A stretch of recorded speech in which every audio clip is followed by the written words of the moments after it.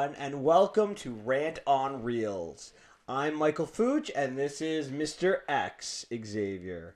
How you doing, Xavier, this week? I'm doing pretty good, love living, loving life. What about yourself, Mr. Fooch? I'm good, but before we get started today, I just want to give a shout out to my mom. It's her birthday today, so I just want to say happy birthday, Mom. Happy birthday, Fooch's mom, mother. And one other thing I think we have to talk about just briefly. Go Patriots.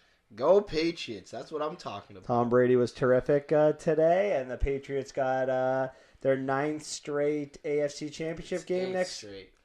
8th straight? Yeah. No, 8th straight AFC Championship game to go to next Sunday. So good luck, Patriots. Calls himself a Patriots fan. Oh boy. So what's going on in the movie world this week? What do we need to talk about? We need to get rid of the elephant in the room. What is the elephant in the room? Well, I should probably say whale or seahorse. Aquaman. $1 billion Aquaman. Now, do you think that worldwide? It's worldwide. Right? Yeah, absolutely. Okay. Now, do you think this makes a difference to how we reviewed it? Feel free to feel free to go back and look at our review on Aquaman. It wasn't very good. It wasn't a positive review of the movie. Yeah. I'm not gonna lie. A lot of other people actually liked it. Like the most people that I've talked to, they're like, "Oh, I liked it," but I feel like one of the issues with us is we analyze a lot. So most people go to the movies just to. But can I tell you something? See, this is my issue with this. You remember when Batman vs Superman came out? Yeah. We hated it immediately. We left the movie theater. We looked at each other and we just knew that this was not a good movie. But I felt that a lot of people really liked the movie at the time. And then as they digested it over, a couple of months and a year, and they let it fester, they're like, actually, this was a really, really bad movie. I felt Aquaman was more... Batman vs Superman was more mixed, and then once people discussed it, they started realizing it was bad. Aquaman, I haven't heard... Some say it's good, some say it's not. It's I could see it being. I still think mediocre. It sucks, but it does suck. But I don't think you can justify it being in the $1 billion club with other $1 billion movies. And we want to spend too much time on this, but there's lots of Transformers movies that are $1 billion. So exactly, there are a lot. Making money does not necessarily mean it's a good movie. Fair enough. I agree. And I find some movies that make a boatload of money in China, they like them from special effects. Like Transformers does very well in China, but Warcraft. Star Wars does not do good in China. So I mean, Warcraft's another really good example. Even though I kind of secretly like that movie, so I shouldn't really criticize it too much. Did you hear about the Final Destination reboot? They need a reboot for that? I just don't understand. Yeah, I don't understand. Why a reboot? Why not just make another Final Destination movie? Yeah, that's very strange. It's not like a franchise that has Michael Myers that, every time the movie comes out, they have to resurrect him some way, shape, or form. It's just death killing people. Yeah, most of the characters, I couldn't name a character from that movie. I can name actors from, some of them, yeah. But I don't think I can name an actor from, the 4th one, or maybe the 5th one, or the 2nd one.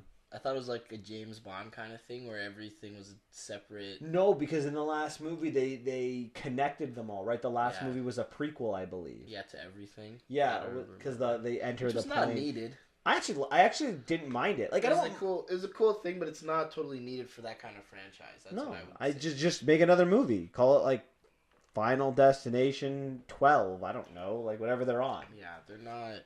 It's not something that needs to... Everybody's trying to get on this, the Marvel hype train of, let's create a franchise and let's... Some movies are just better off to be not to be franchised. Just make a movie. Yeah. It's not bad. And if it's good, make a similar movie with different people. Yeah, that one's easy. That's if... What was the movie we saw? The, Escape Room. Yeah. If they start making multiple escape rooms, they're like, you know what? Let's reboot the universe. That's like that. You don't need to. Yeah, so we can make more connections and more money, but... Yeah. I don't know. You go against yourself. No one expects much from Final Destination, no. Right? It's not going to have an amazing story if people just want to watch the death scenes. Exactly. And they want elaborate death scenes. They're like Saw. Yeah. You just keep making them, but the problem is if you start connecting them to each other, people will be like, well, that doesn't really connect, or that's kind Yeah. of boring. Just make a good movie with those kind of franchise. Too much work for yourself. Yeah, don't try to be Marvel. Marvel can be Marvel. Do your own thing. Yeah. Be yourself. Be Final Destination. Speaking of Marvel, a lot of so I think it's pretty much confirmed that Disney will be taking over the Fox property. So Thank God for the X-Men franchise. Yeah, so a lot of the movies that are going to be scrapped is Gambit. So that was in development hell for the last, let's say, 4 years.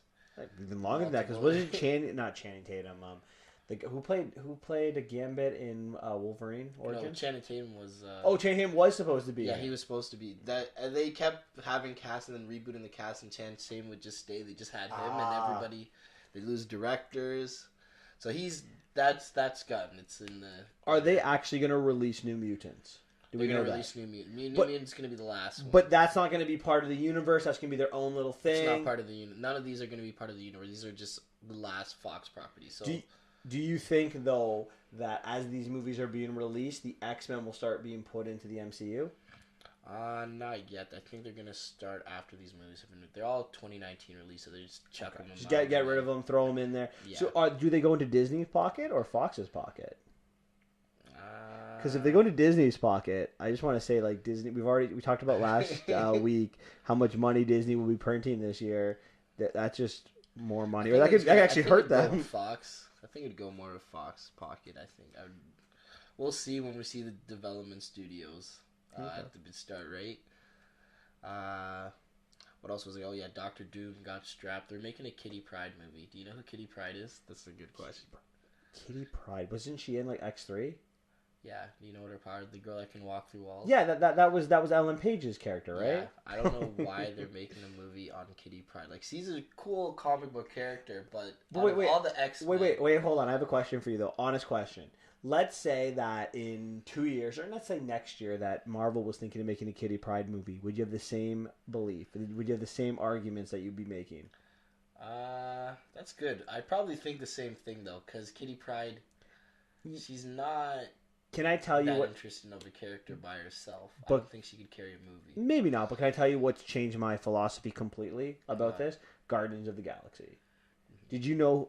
Well, you're a comic book geek, so you might have known. But did you know who the Guardians were? I knew who they were. I had an idea. I've never really followed their comics. I knew the only Guardian I knew was Rocket Raccoon and Cosmo the dog. And Cosmo's not in there yet, but those are the two guys I do because I'm like, there's talking animals on these.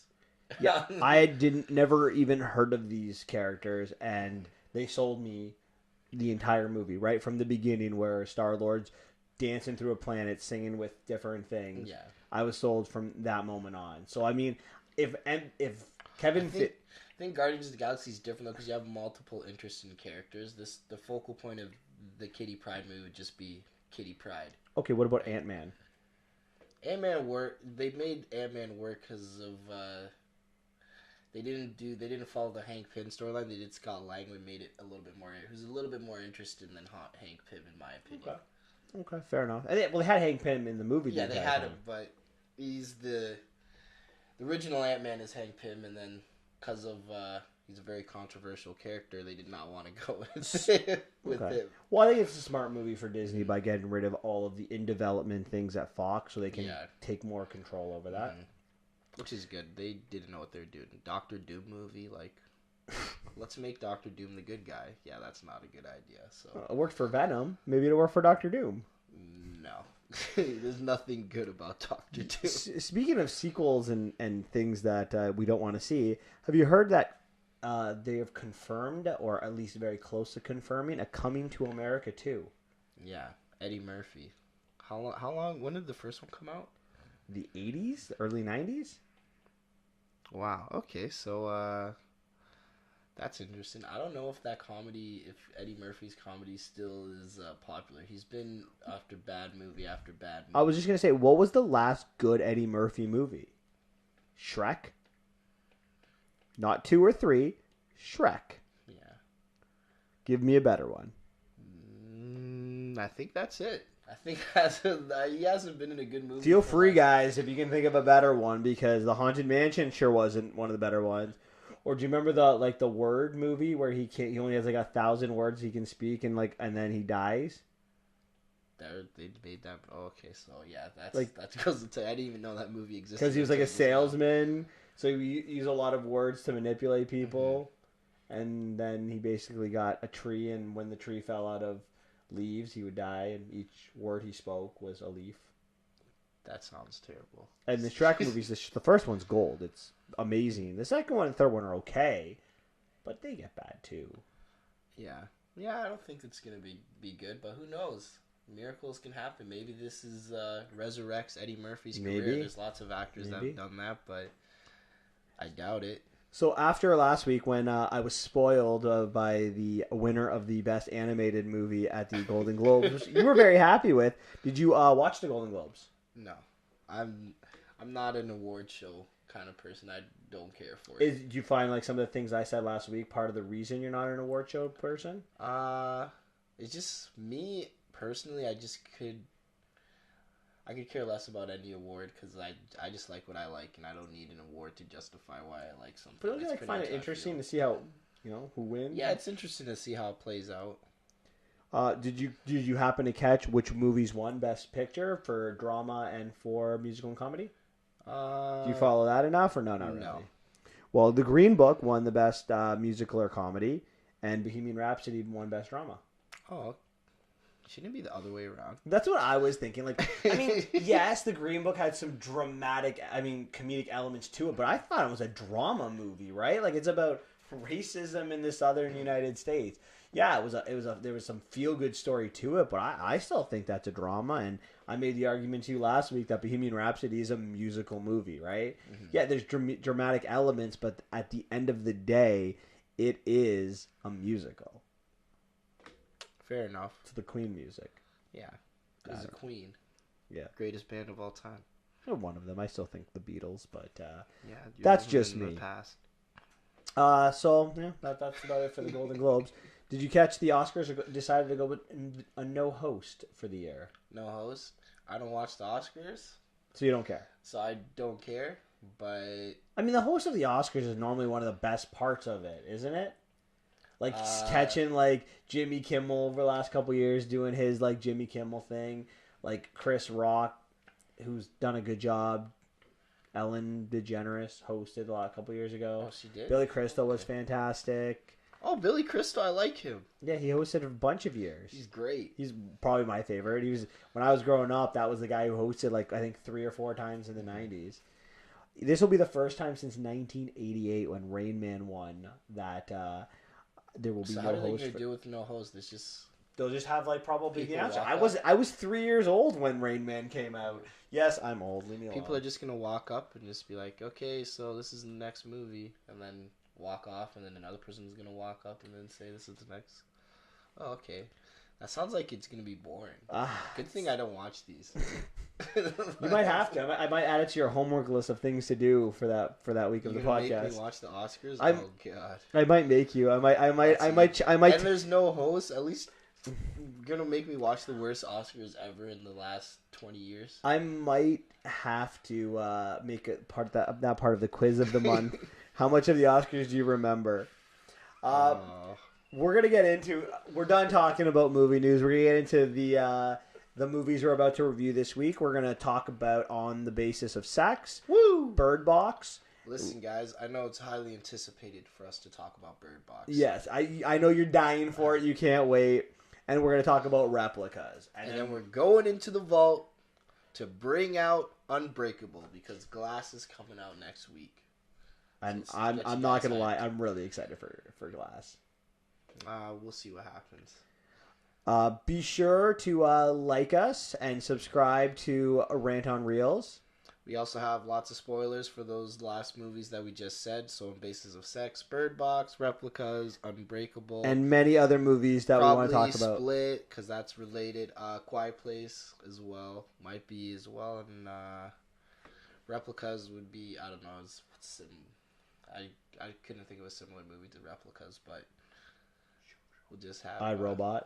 iRobot? Maybe, a little bit. Looks like the robot, but that's not a spoiler. But just well, everything's gonna have be spoiled. Let's say every movie ever made, possible spoilers. Just possible. Most likely just the movies we're talking about, but just in case. I said it for every movie ever made, so that way we're safe. Yeah, exactly. It's a safety thing.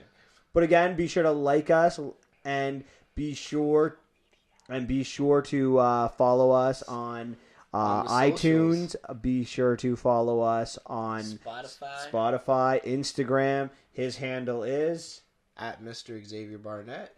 And my handle is at Michael Fooch, but I don't post anything, so I'm working on that. I'm working on it. Please remember to post. Like, you can't tell people to follow you and not post. Well, I mean, I feel if I had more followers, I'd post more. I feel for every person who follows me, I will post one thing. Sounds like somebody needs to call the ambulance. You gotta post pictures. You gotta post content to get content. Is that how that works? Yeah. I don't know. I'm new to the social. I'm new to the social media thing. All right, let's get into the next movie on the basis. The first movie, you mean? Yes. All right. First movie. So we are going to talk about On the Basis of Sex. So this will be our review. So this is a children's podcast, by the way. So I don't know why we're talking. No, it's a fantastic movie. I'm not gonna lie. So going into this movie, I gotta say I was really looking forward to it. There might not have been a movie in December that was released, even though we didn't see it until January, that I was more looking forward to than this movie. I am a big fan of Ruth Bader Ginsburg. I think her story is fascinating. I've studied it, and I actually ended up watching probably about half to 3/4 of the preview of this movie because I didn't even know what it was about or that it was even coming out. So when I saw this preview, I was like, oh my god, this movie's going to be fascinating. Was it fascinating? Like, I know. I feel like a character like RBG, Ruth Bader Ginsburg, is this, like, not legendary, but this epic character. This character that... Or this real-life character, I should say, not epic. This is a biopic. Yeah, she's changed American history for she's at the forefront of equality. She's interesting. There's so much there. And I was disappointed. I don't think they did her justice. That's always a shame. It's always hard. Biopics, we saw with Mary Queen of Scots. That was terrible portrayal. I was going to say portrayal. I don't know what kind of word that is of Queen Elizabeth, and now we're seeing it again with RBJ. Yeah, we did a good, I think a very good review of Mary Queen of Scots. So if you're interested in what we think, be sure to check that out. It's episode 4. But again, someone as interesting as Ruth deserves a much better biopic. Yeah. And it leaves me with a lot of questions. I think I don't know if necessarily the movie is bad. I just think the way they told the story didn't work. You didn't like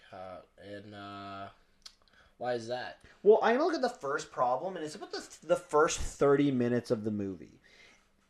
You know what the major problem with biopics are? What is let's say it's about history and no one cares about it. I don't think that's the case. I think people are... You yourself with Vice, right? You're very interested in historical stories. I think that biopics too many times try to make a huge scope of your movie instead of focusing it. I look at a movie like Lincoln by Steven Spielberg, and Lincoln is one of the greatest Americans in history. It's a fascinating story, ended slavery, Civil War period. But instead of talking about his entire life, Spielberg said, we're going to talk about 1 month of his life. So the movie Lincoln is about 1 month of Abraham Lincoln's life. And it was fascinating. It made a ton of money. It's kind of like an anomaly type movie because I remember like teenagers were interested in this movie because they kept the scope small and they kept it interesting. Well, this movie, the scope is much too big. And the first 30 minutes cover like 14 years of history. And I don't necessarily think it was good. So the movie starts in 1956 with Ruth entering law school. So it's this, during the credits, it's this march with a Harvard like theme song playing in the wind. And she's marching into Harvard Law for orientation. It's men all around her, and it's her just walking in. The dean gives a speech on what makes a good Harvard man, Mm-hmm. and that's it. We flash forward to the Ruth being invited to the dean's house for dinner with 7 other women or 9 other women or 9 women total that got into Harvard that year, and we have a dinner sequence. After that, we fast forward to her husband. She has a daughter already when she's at Harvard, and the husband gets cancer, testicular cancer, has a 5% chance of living, and she ends up going to classes for him. She's writing both his papers and her papers. Like, Holy. He'd be lying on the bed and be like articulating, and she'd be just writing down. Mm-hmm. Then we fast forward to 2 years later. Husband's healed. He graduated Harvard. He gets a job in New York City. She's asking the dean if she can go with him and finish in Columbia. He says no.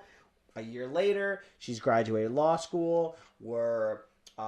She's looking for a job in New York City. She can't find one. I don't know how many of these scenes are necessary. It ends with her taking a job at Rutgers, and then we flash forward 11 years to 1970, and the movie begins. If it were me, I think I would start the movie in 1970, and when I want to deal with some of these issues, like her in the classroom or her at this dean's dinner to kind of show the sexism that's going on, I would do it in flashback form. Because this way, I can stick with my story, and I don't have to be like jump here, jump there, and you're like. So they're just trying to make a huge web, and then when that happens, that usually makes it a little bit hard to follow. Hard to follow. You have more questions. You're like, wait a minute, I want to see more of this. I want to see more of that. It's like, wait, is that important? Wait, what just happened? Like, I want more. Like, I want to see more. Like, they portrayed her to be like this character who she finished at the top of her class both years at Harvard and in her 3rd year at Columbia. So she's brilliant, but like, I want to see more. And I feel that we didn't get that.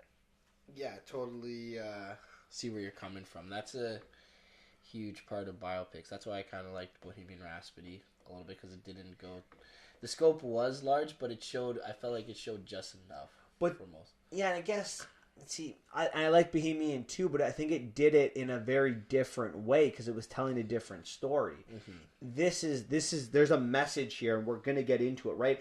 In Bohemian Rhapsody, it starts at the beginning and it goes all the way to kind of the death. Actually, technically, it starts at the end, right? The Band-Aid, and then it kind of goes back and gets us there. Mm-hmm. This movie, I would say 75% of the movie is in 1970 during this case, but the first 30 minutes, they cover way too much. Mm-hmm.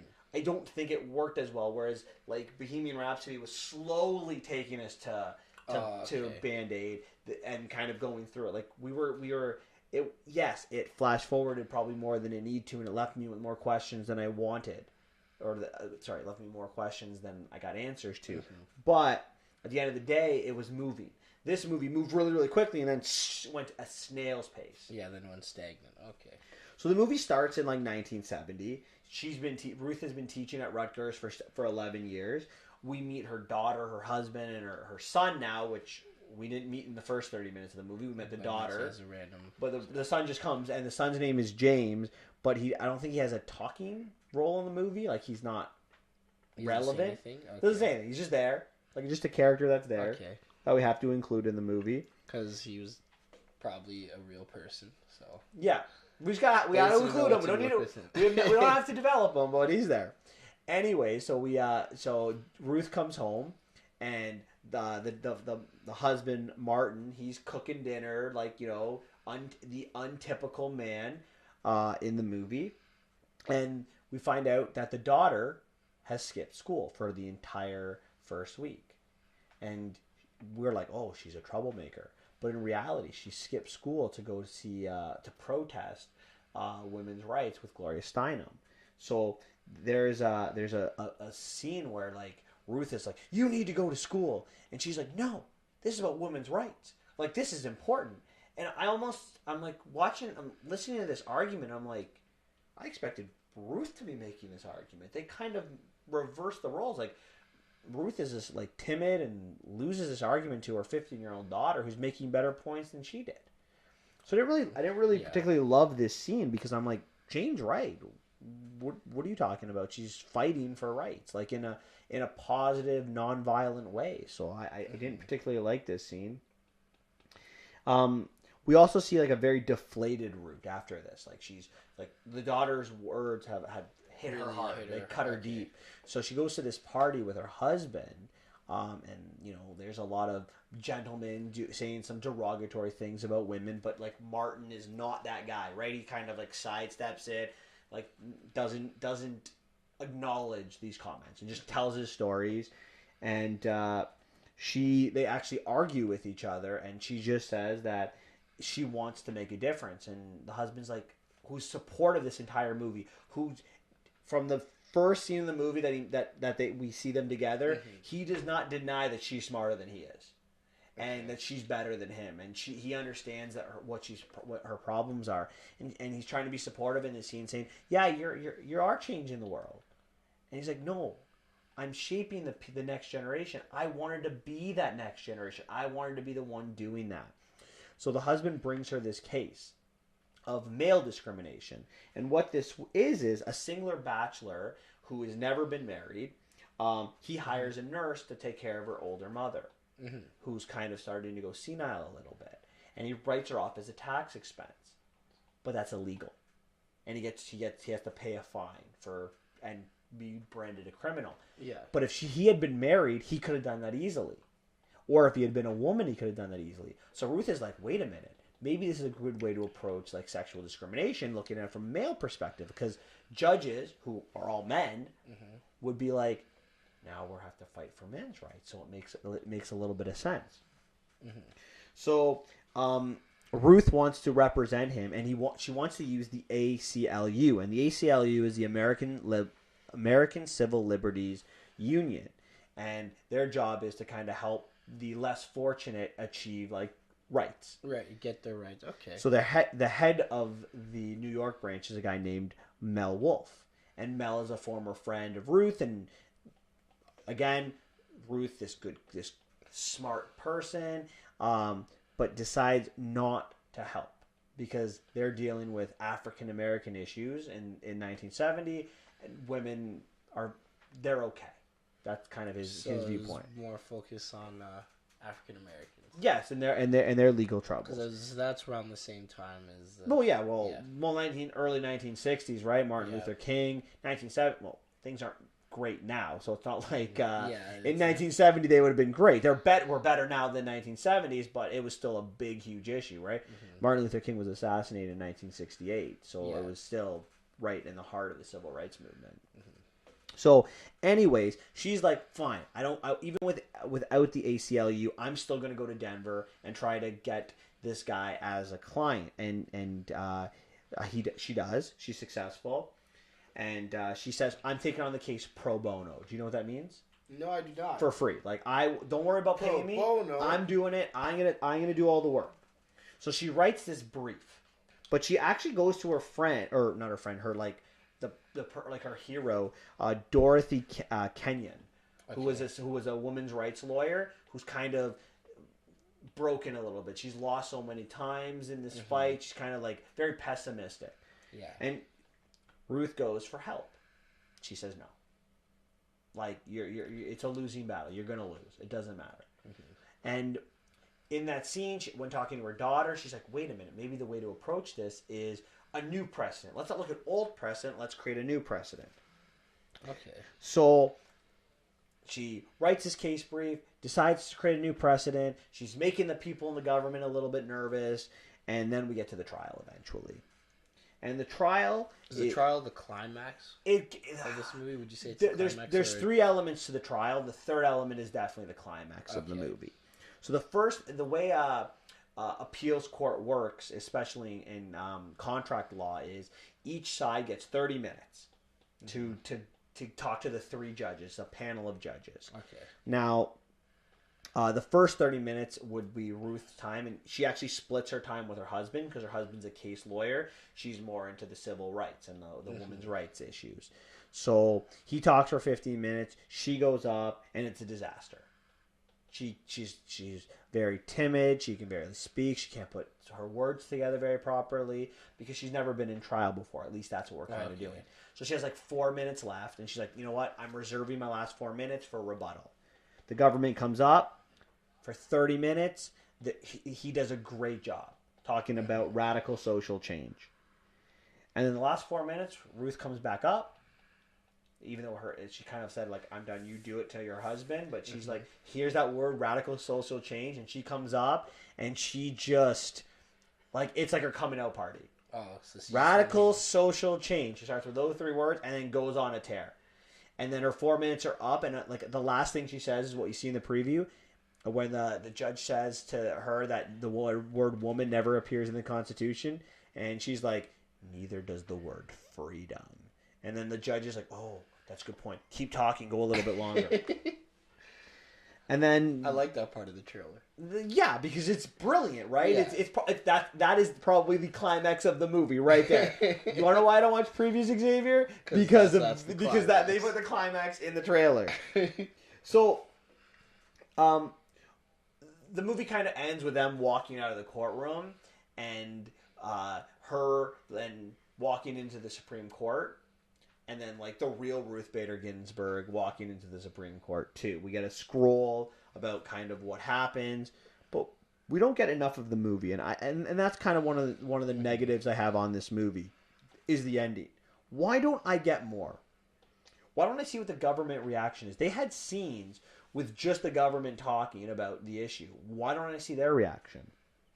Why don't I see more of her later life? Specifically, the Reed versus Reed. So there's another case that's going on at this time in, I want to say it was Idaho, where like a brother and a sister were fighting over the estate of their parents, and it's supposed to go to the man because historically that's what it was, and she was supposed to write a brief for that, and that was our first time in the Supreme Court. Why not put that into the movie?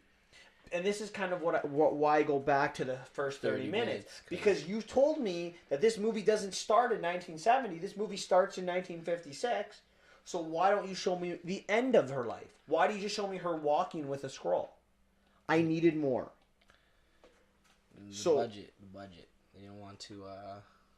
They had a little bit of a script at the time. So like, you know what? Let's just do a little scroll and then here we go. I want to talk about her character a little bit as well, and I think this is where my real negativity of this movie will come to, and I want to think that I think RBG was very misrepresented in this movie. She's a legend. I want to start there. She is a legend. She overcame a lot in her life, and look, I get that. I don't know what's historically accurate and what historically is not. Theoretically, everything in this movie could be historically accurate. But that still, to me, misrepresents Ruth. I find she loses a lot in this movie. Like, a lot. And I feel like she looks bad a lot in this movie.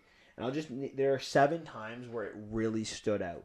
The first was at the dean's, in the dean's office when she's trying to go to Columbia. Because she's giving these points about how, other men have done it. And I get it. She's not going to win that argument. Historically correct. Fine. No problem. Moving on. The second time she fails to get a job. Again, probably true. 12 times she attempted. Failed all 12. Again, historically accurate. No problem. But she looks bad with her daughter. They put that in the movie. She fails with Mel. So when she goes to the ACLU to kind of get Mel on the side, Mel says no. She fails. And then when she goes to Dorothy's to convince her to help, she says no. In fact, the only reason the ACLU comes back and helps her is because Dorothy eventually is like, you know what? Maybe you should help Ruth. So the only reason Mel actually helps Ruth is because of Dorothy. Again, not something that Ruth does in this movie. It's outside sources that help. So in the movie, when they're preparing for trial, they bring in 3 judges. So one of them is Mel, and there's 2 other ones. And she is horrible at it.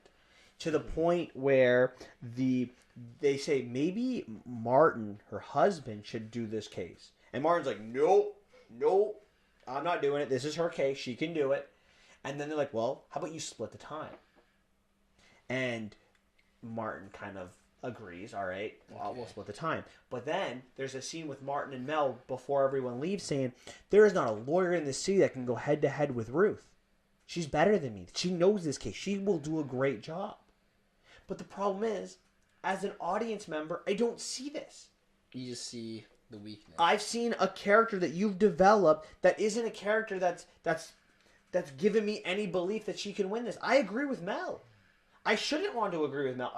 Mel should be wrong in this. We should have seen her successes throughout the movie that led us to that moment where you're like, okay, you were berating her, you were setting her up for failure. This is why she didn't do good. But they didn't do that in the movie. So I'm with Mel. I wouldn't have let Ruth near that courtroom. And then the last thing, her first 10 minutes of speaking, she was horrible. Yeah. So she went from being, I can't really do this, to just in 4 minutes being a champion for women's rights. Now, I get it. I understand what the director wanted to do and the writer wanted to do. They wanted to show her coming out party. That's what they wanted. They wanted to show the struggles of women, and they did. But and again, everything she failed at in the movie might have been historically accurate. But I guarantee there are successes. Otherwise, why would Martin say there's not a lawyer in New York that could handle my wife? Why did she finish at the top of her class at Harvard at Harvard twice and at Columbia once? They portray her. They say she's a great lawyer, but we never see it until the end. You never see any of her evidence of her being. The audience is supposed to want to side with Ruth, and they don't give us that. And the last thing I kind of want to talk about this is I find her very timid in this movie. And I thought I wanted a female perspective, so I saw this movie with Giovanna, my girlfriend, and I asked her what she thought, and she's like, yeah, you know what, I did get that.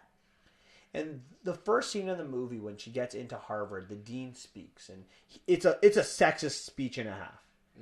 And he's talking about what makes a Harvard man. That's kind of the entire thing. So like there's a close-up shot at Ruth's face.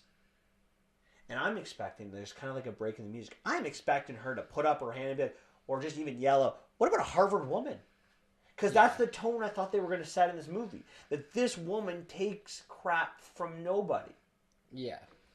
Even the scene, and I had forgotten about this scene, but there's a scene when she goes to the dean's dinner, and the dean basically tells all the women, again, very sexist, why did you take a spot away from a man? That's, introduce yourself, where you're from, and why did you take the spot away from a man? That's what the dean asked these 9 women. So with Ruth's turn, she's nervous. She actually hits the ashtray off the table, and then she gives a very, like, I did it so that, I can learn from my husband, or for my husband to understand what he does. Like, very, very sarcastic answer. But that's like the lone time in the entire movie where you kind of see Ruth stand up for herself, you don't see her have the confidence. But even there, right, she knocks down like the ashtray. There's not confidence, and not right until the end of the movie where it's like magically it appears. We see indecision with her kids, with her daughter, with Mel. At the first 30 minutes of trial, she just seems unsure of herself. Wow, you're really ripping into this. Well, I really like this. I really like this historical figure. I've studied her, and I thought they portrayed her badly. And maybe I'm overthinking this.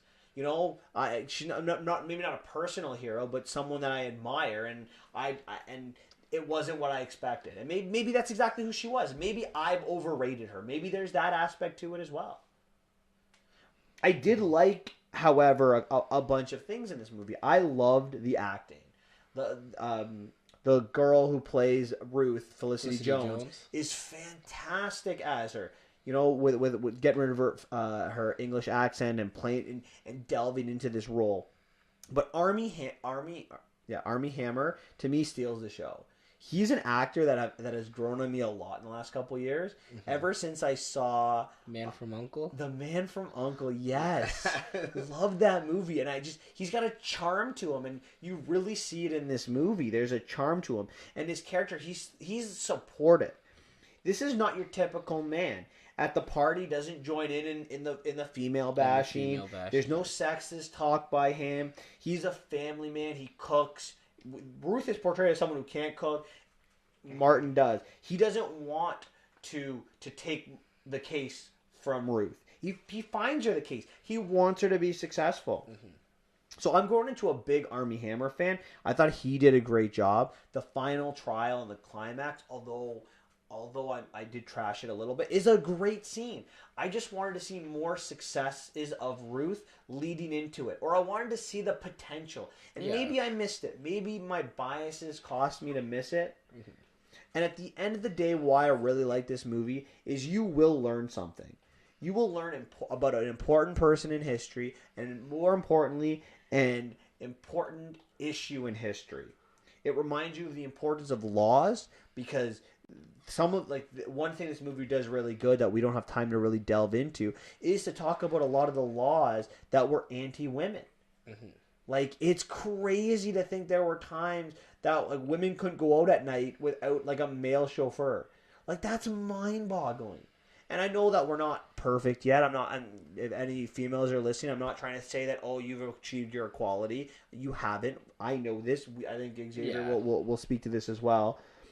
But we need it shows us the importance of equality in this movie, and not just with female rights, with all rights. And I think it's very important.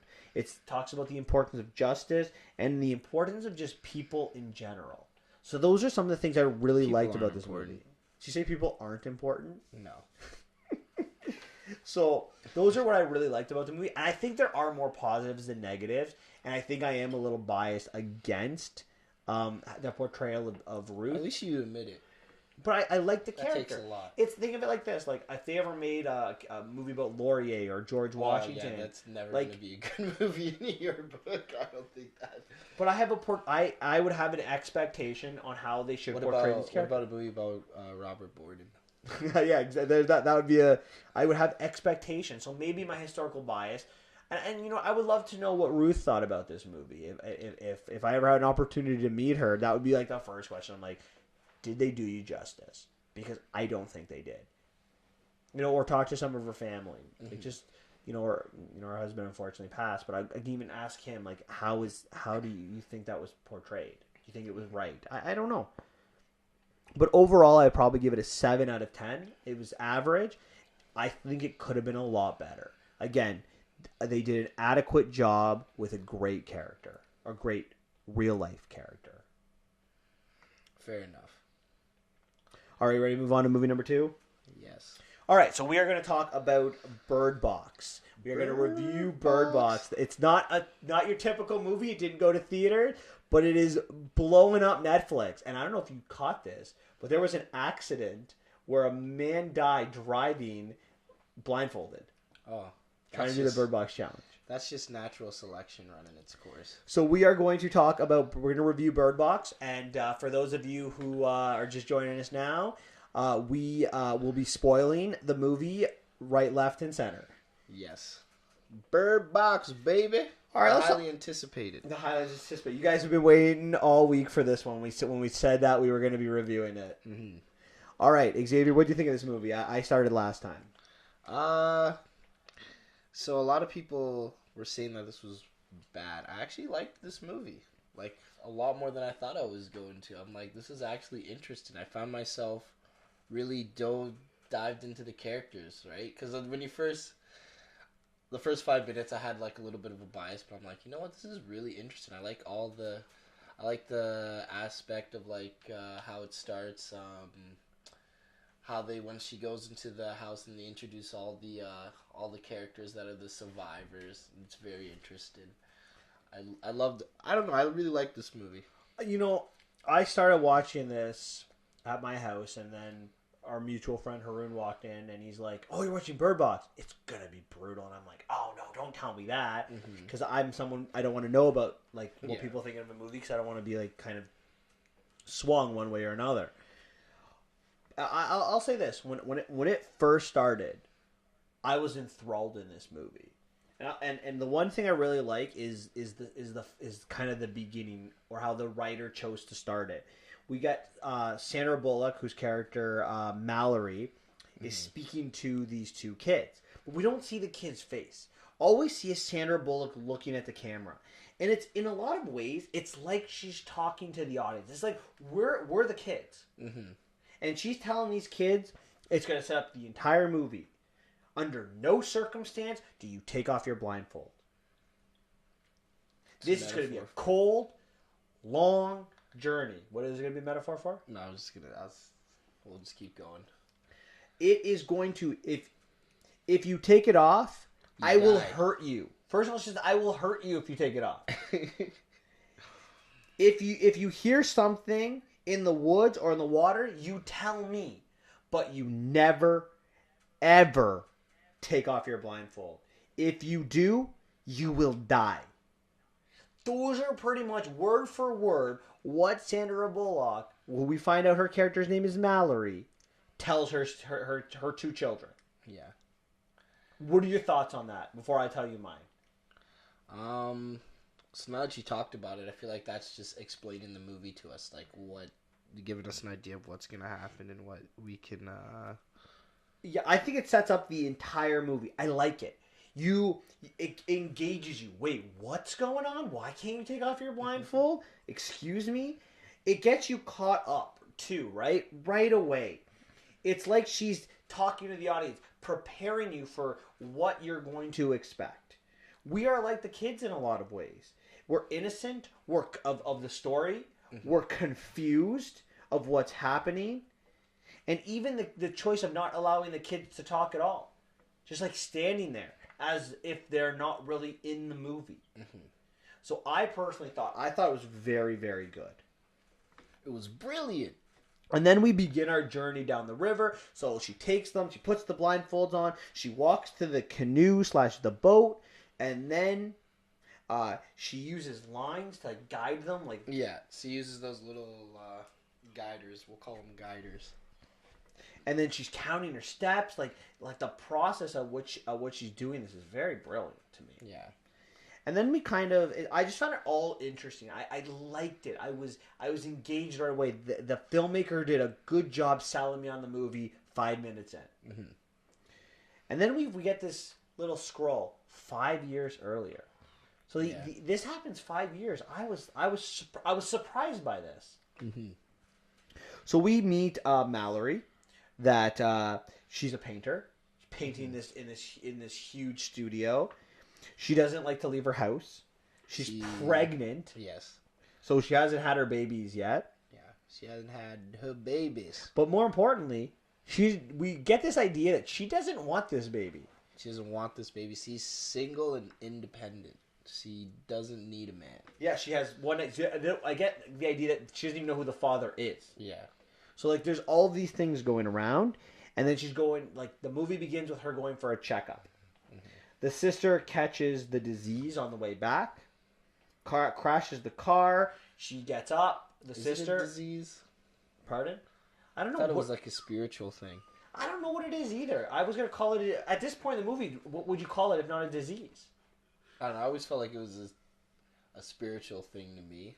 Right away, though. What disease makes you want to kill yourself? Makes you super depressed and then you know what? I'm going to kill myself. Well, I don't know the answer to that question. But I don't know when you were watching. I'm not talking about Maybe in hindsight. Country music. No, I'm just joking. Wow, you just alienated half of our audience. I'm just kidding. I love country music. Name me one country singer.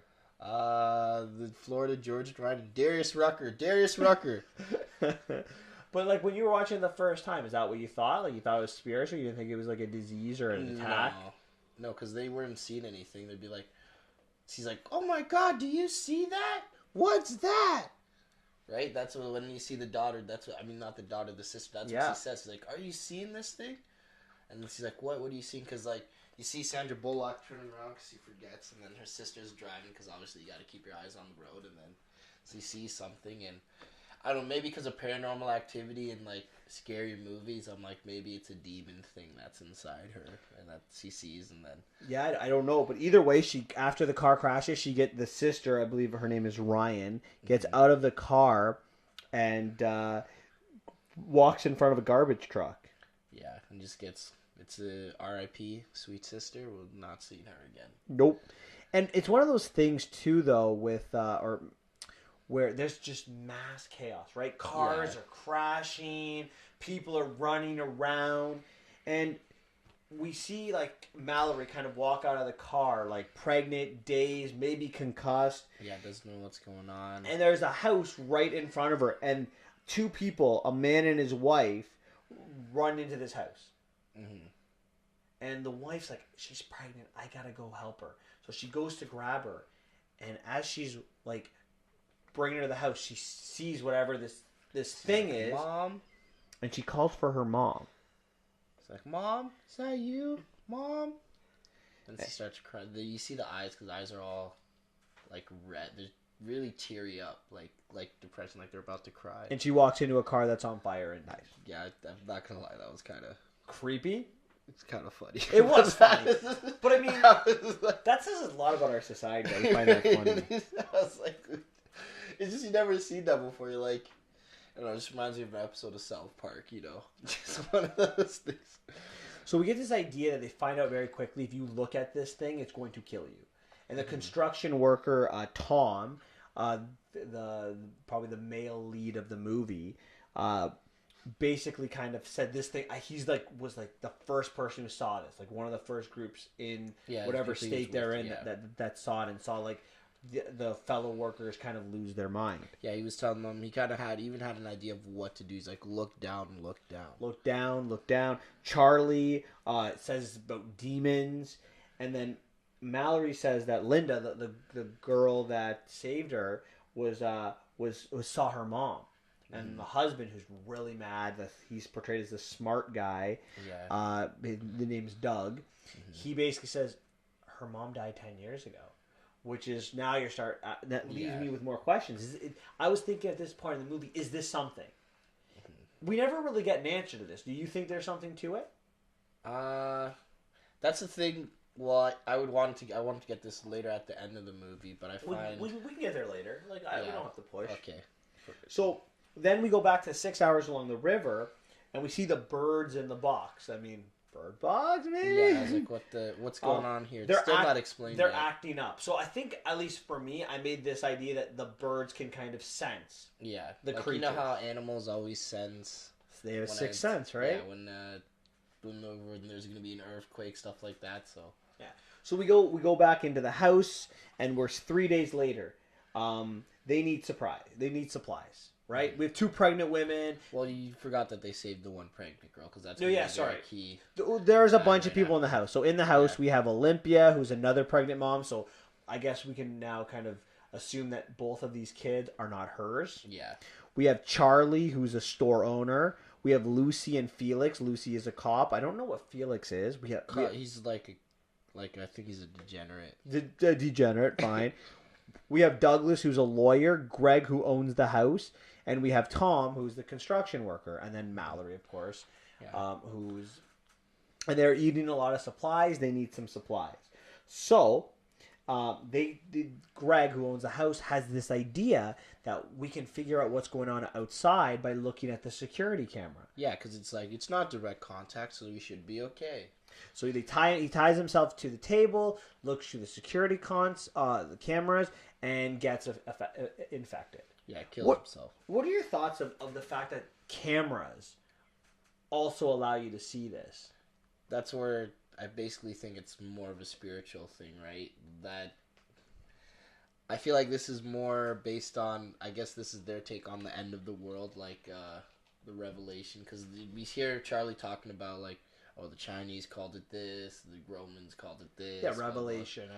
Ragnarok, blah blah blah. I didn't particularly. This is one thing about the movie I didn't like.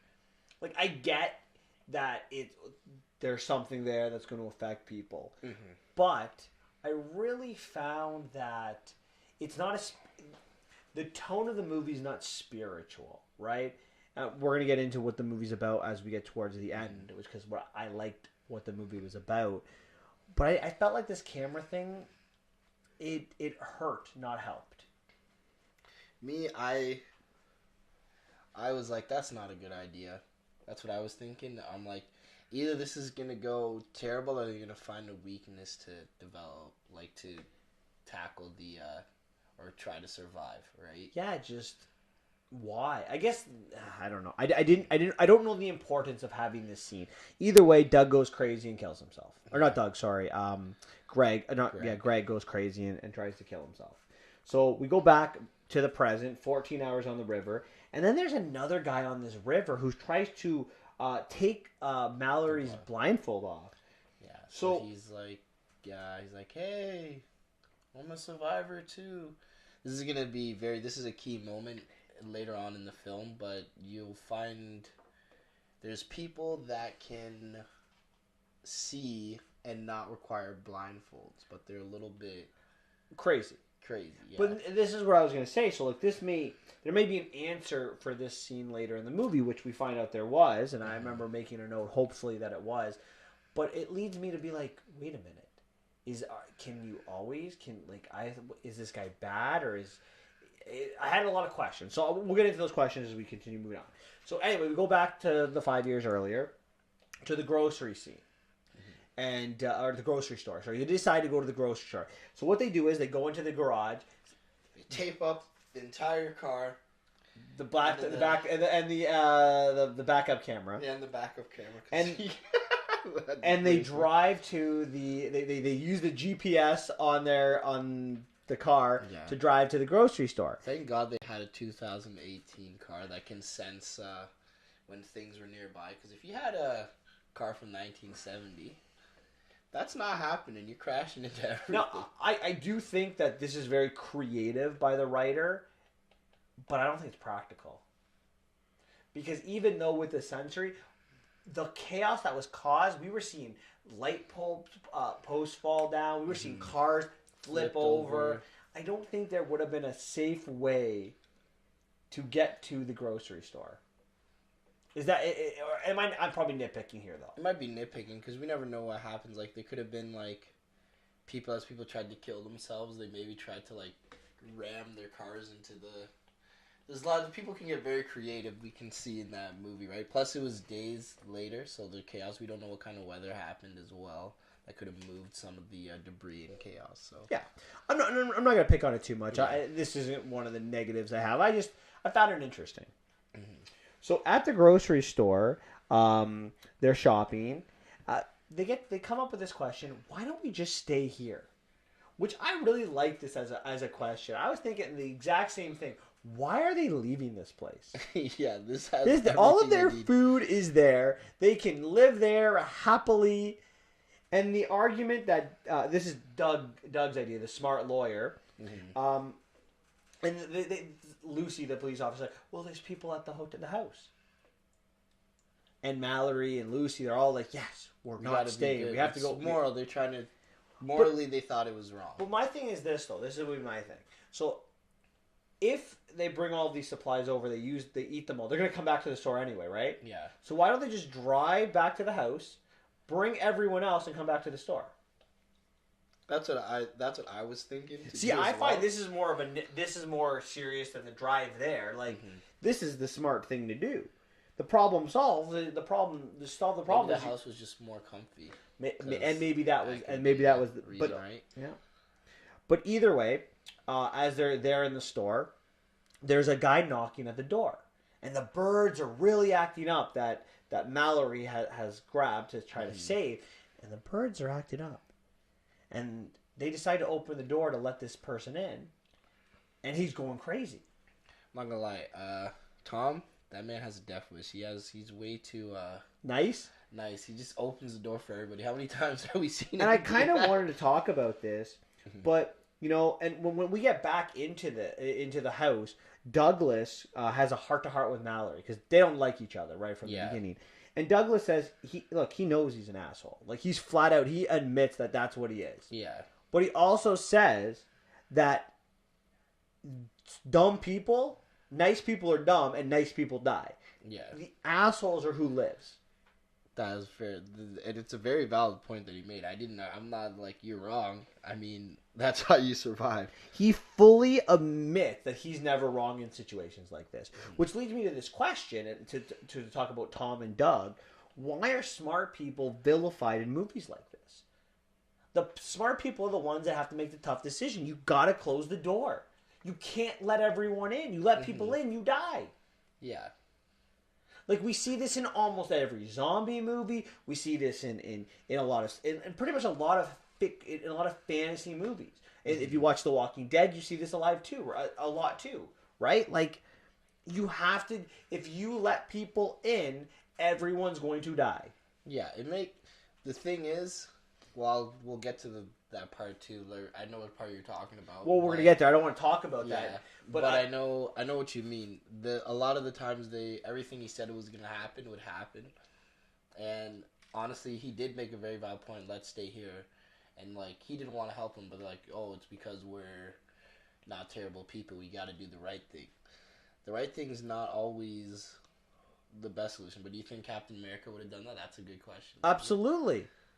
But he probably would have brought everybody over to the other side to the laundry, or not the laundromat, the grocery store. But in an action movie, you can do that. In an end of the world type movie, Captain America would be the first to die. That's true. Yeah. And I'm not saying this as a negative thing, like to criticize Captain America. He's a great character, as is Superman. But in a movie like this, you gotta be cutthroat. Yeah. Fair enough. Like, think of it like I'm trying to think of the movie now, but I can't remember it. Where there's an epidemic that happens, and you've quarantined a city, and you're like, well, I love that person, so I'm gonna shut that one person in, and causes everyone to catch the disease. Was it 28 days later? Was that the one I'm thinking of? Or 28 weeks later? Where it's like, no, I can't let my mom die. I gotta take her with me. It doesn't work that way. But the human mind's a strange thing, right? A lot of people are selfish, right? Like, a lot of people are like, oh, I can't sacrifice the few for the many. As long as it's not somebody that's really important to me, why not sacrifice? But then as it's very important, like, a lot of people, selfish. Yeah. But, I mean, you gotta be selfish completely, not selfish to your family. Yeah. In situations like that. Anyways, Lucy and Felix also steal a car at this point in the movie, and they just leave. They got freaked out because what's his face? We forgot to mention that at the store, the guy's like, "Oh, just let me in. I've been trapped in this thing. I'm trapped in the loading bay." And then something interesting mentioned is like, this guy was crazy, but I was always nice to him. So they open, and he's trying to open the door. He's like, "Look at the light! Look at it! Look at the scream and look at it," which.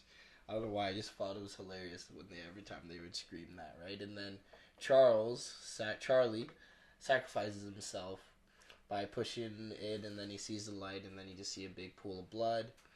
R.I.P. Charlie. The black girl sees that, she's freaked out, she's spooked. I mean, not the black girl, the cop girl sees it, she's freaked out, she's spooked, they go back. I think she was so spooked, she's like, what, let's just try and survive on our own. There's always those people that do that. Remember Speed? The lady that's like, I'm sorry, I have to do this. He jumps off the bus and then it blows up and then she dies and then rolls down the thing. There's always those people that, like, you know what? Forget everybody. I'm going home and I'm trying to survive this by myself. Anyways, we go back to I just. They're definitely dead. They're dead. Oh, they didn't make it. They made it. They made it halfway to wherever they were going. They made 10 minutes down the road and they died. Yeah. So anyway, we're back in the meantime. They've been on the road, the water for 24 hours on their 48-hour journey, and the boat hits some kind of truck that's in the water, which it's in the middle of nowhere. Why is a truck in the middle of the water? It could have just been a giant rock. No, it was. Yeah, I don't. Yeah, so what they could have done, just put a little rock there. They didn't see it, or a tree stump. Yeah, I don't know. Anyway, the boy, because we don't know his name yet. Oh, their names are boy and girl. Oh, right. That's their name. Boy, here. Girl. I'm not gonna lie, that was pretty funny. That is funny. You named your kid boy and girl. Boy falls in the water, loses his backpack, so Mallory goes to a hospital or some kind of treatment center to get some supplies.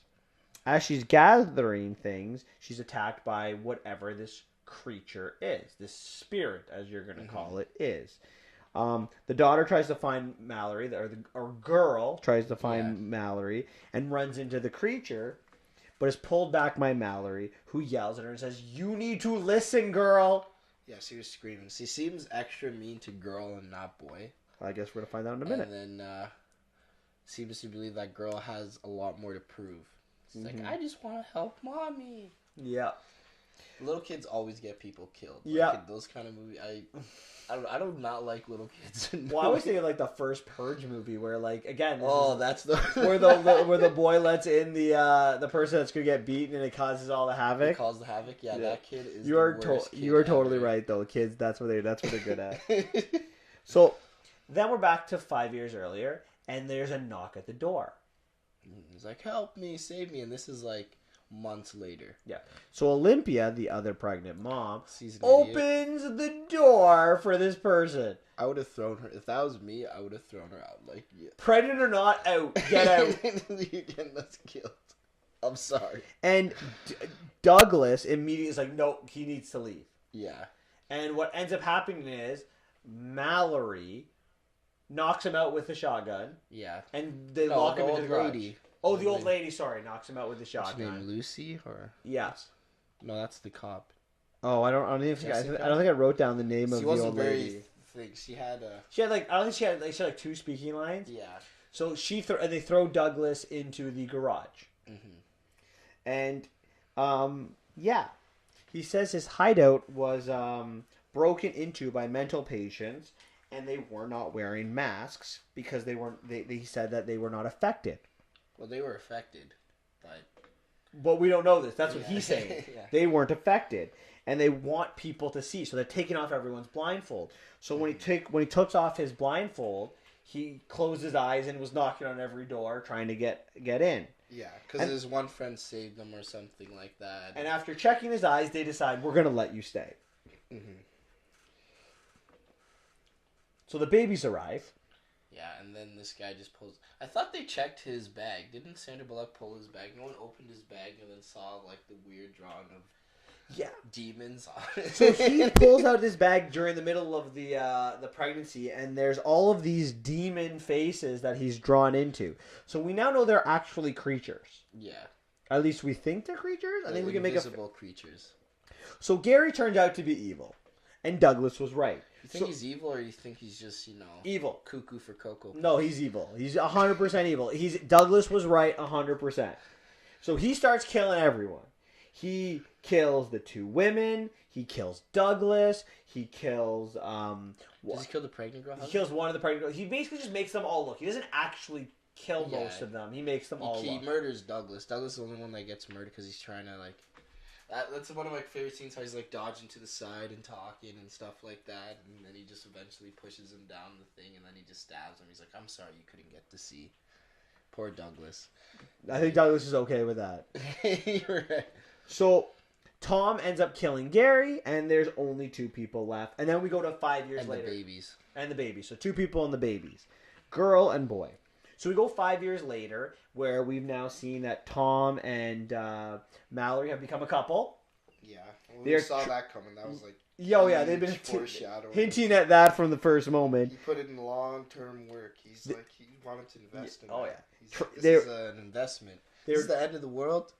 I'm going to get me a white girl.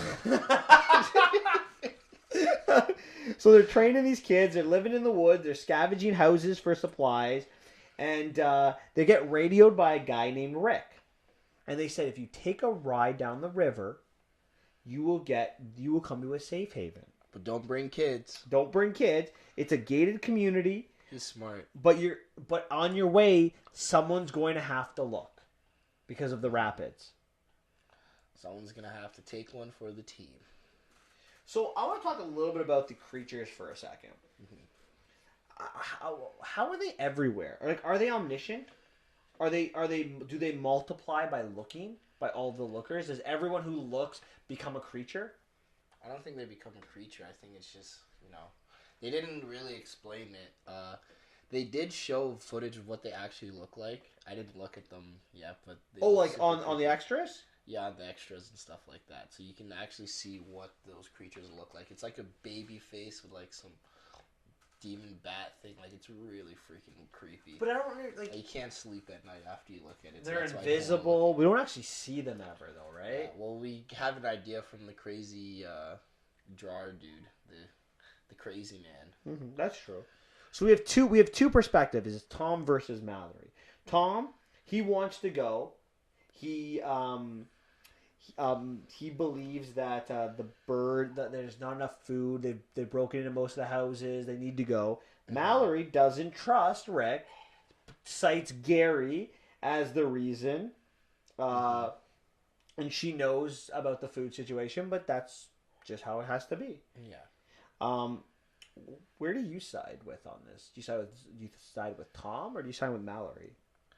I side with Tom, but I'm more of a risk taker. I like to take risks, so I would sound because I'm like you can sit here and then just die eventually from starvation, or you can go, and if you're wrong, at least you're not dying a slow death. Well, I'm with Tom as well, but I'm with him for what he says. That surviving is not living. What's the point of surviving if you're not going to live your life? Like, if you're just going to spend your entire life going from house to house, with all these people that are now multiplying that see the light, or that can actually look around, that have an advantage over you, multiplying, you're going to be caught eventually. Might as well take the chance for a safe haven. So I am with Tom as well. There's got to be a reason. There's got to be a benefit. There's got to be light at the end of the tunnel, or what the hell's the point? Yeah, that was a very valid point that he said, and I liked that point as well. So, but like I said, I still would have went down. I think no matter what, he wouldn't need to convince me. I was like, you know what, might as well try. But I am definitely not looking, so you probably have to look. Yeah, I'm not looking. I wouldn't look. I would do what they did, and we'll get into that in a second. So basically, we get to Tom and Mallory and the kids breaking into a house, and while they're at the house, a car pulls up, and then shouts at the window. Tom basically tells them, like, "You guys go. I'm gonna stay back. I got this." Yeah, so he's dying for sure. 100%. But how do they know? How do the people know that they're in that house? Like, that's what I never. Maybe the demons tell them. Maybe. There's the possibility. Like, there they are. This is what they're doing. So Tom tells the other three to leave, and then he takes off his blindfold to kill everyone but one guy. Then he turns, but just before he kills himself, just before he turns, he shoots the gun at the other guy and then shoots himself in the head. It's the power of love. Power of love. So, we're now at the 42-hour part of the river, and someone's got to look. And Mallory asks the kids, which one of you want to look? And you know who volunteers? Girl. No, yeah, the girl, all like 4 times. And she's like, no, I will choose. I'm going to choose who pigs. I'm like, I thought you asked them who's going to look. Yeah, because you know. Even before then, like before they, I think yeah. like a couple before they go to the trip, she's like, okay, we're almost approaching there, so someone's going to have to look. So when we get there, and girls. Look. She's like, it's me, I can do it. I'll look. I just felt so bad. Like, I was like, please don't make this. I don't want her to choose between the kids. Because the girl is not really her kid. Wait, Boy are is you her kid. Yeah, so boy was volunteering. No, girl was volunteering. No, she wanted girl. Yeah, boy volunteered. Sorry, boy volunteered. She wanted girl to volunteer. But girl volunteered too. Yeah, at the end. Mm-hmm. That's what she basically. Boy volunteered. She's like, no.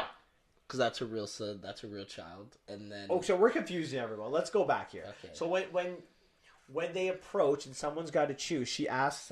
She says someone's got to look. So boy volunteers, but because boy is her son, she's like, I'm going to choose. So let me think about it. And she's got a tough decision to make. Even though girl's not her daughter, boy, she's raised girl, right? Mm-hmm. So. When girl volunteers, she's like, okay. And then she quickly, when they get to the rapids, she makes the decision that I would have made. Put it in Fate's hand. No one's looking. Not one of us are looking. Because we're just going to go through these rapids. Because she doesn't want anyone to die. Well, they all die if it's wrong, But it's better we die together than one person kills themselves. Right? So, and she can't, and before you guys question if you haven't seen the movie, why doesn't she just look? She can't because she has to steer them. Yeah. And then if she dies, the kids are... No one's living. Yeah, the kids don't know the plan. So anyways... should have taught those kids how to row boats. Yeah, so through the rapid, the boat flips. All of them get together at the shore. And I got no issues with this. It had to happen this way. I got no issues being like, oh, someone would have died. It's not the point of the movie. Mm-hmm. So they follow the bird noises as they're told. But as they're walking, she starts hearing dead people's voices. Yeah. So spiritual, see? So she falls down the hill, and the kids are also hearing Mallory's voices all over the place, and they're falling everywhere. But Mallory tries to appeal to both of them because the voices are telling, or her voice is telling them that to take the blindfold. It's okay. And she's like, no, listen to me. Do not take your blindfold off. Mm-hmm. And then they eventually they listen to her after she gives this powerful motion about how she loves them. She's sorry. They all come back. They both come back to her. The power of love. They run towards the birds into the door, and they're safe. Mm-hmm. And it's a school for the blind. It's a safe haven because everybody's blind, so you can't see nothing. She finally names the kids Tom and Olympia after their mother and father. No, not after their father. Well, Tom's. Oh, well, okay. Their stepdad. Their stepdad. Okay. So one of their moms and the stepdad. Yeah. And then we see their doctor there, and the doctor kind of symbolizing gives us closure. So I really like the message of this movie. And that's kind of where I want to start with what I like. The message of well, the message is not about the monsters. It's about a family journey. Yeah. It's about Bullock's growth or her character's growth. That's what that's good because that's what I noticed as well. See. At the beginning of the movie, she's not a family person. She doesn't want the kid. She doesn't want the kid. She doesn't even stop to name them. She's so, and I think it's one point I thought maybe it's because she's scared of losing them, so she doesn't want to create an attachment. Yes, absolutely. Mm-hmm. So I really like the message of the movie, and that to me is why I got no issue with them not explaining the creatures. It's better that we didn't explain the creatures because it's a different movie. Totally need to. You don't need to know the story. That's not what the movie's about. That's just the backdrop to her story that they're trying to tell. And I thought that was brilliant.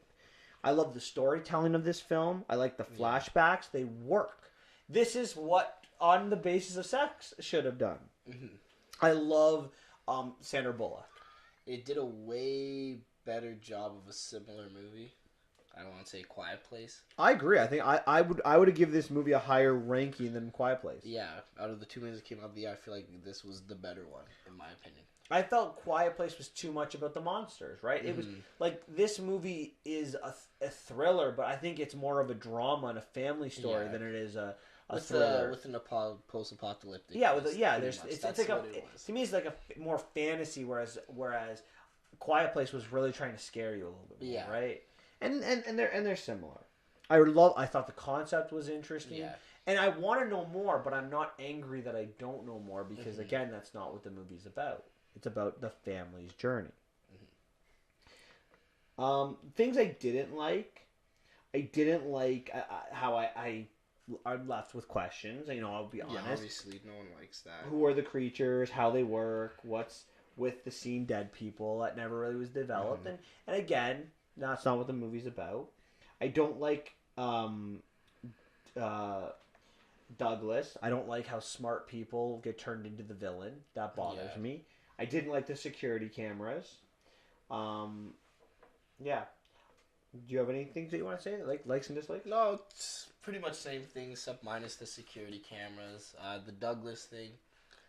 I know why they want to make him the villain because like you got to do the right thing, but that's not always the best thing, as we can see. Is there anything else you want to talk about? Any other concepts from the movie that you wanted to discuss? Not at the moment, no. Okay.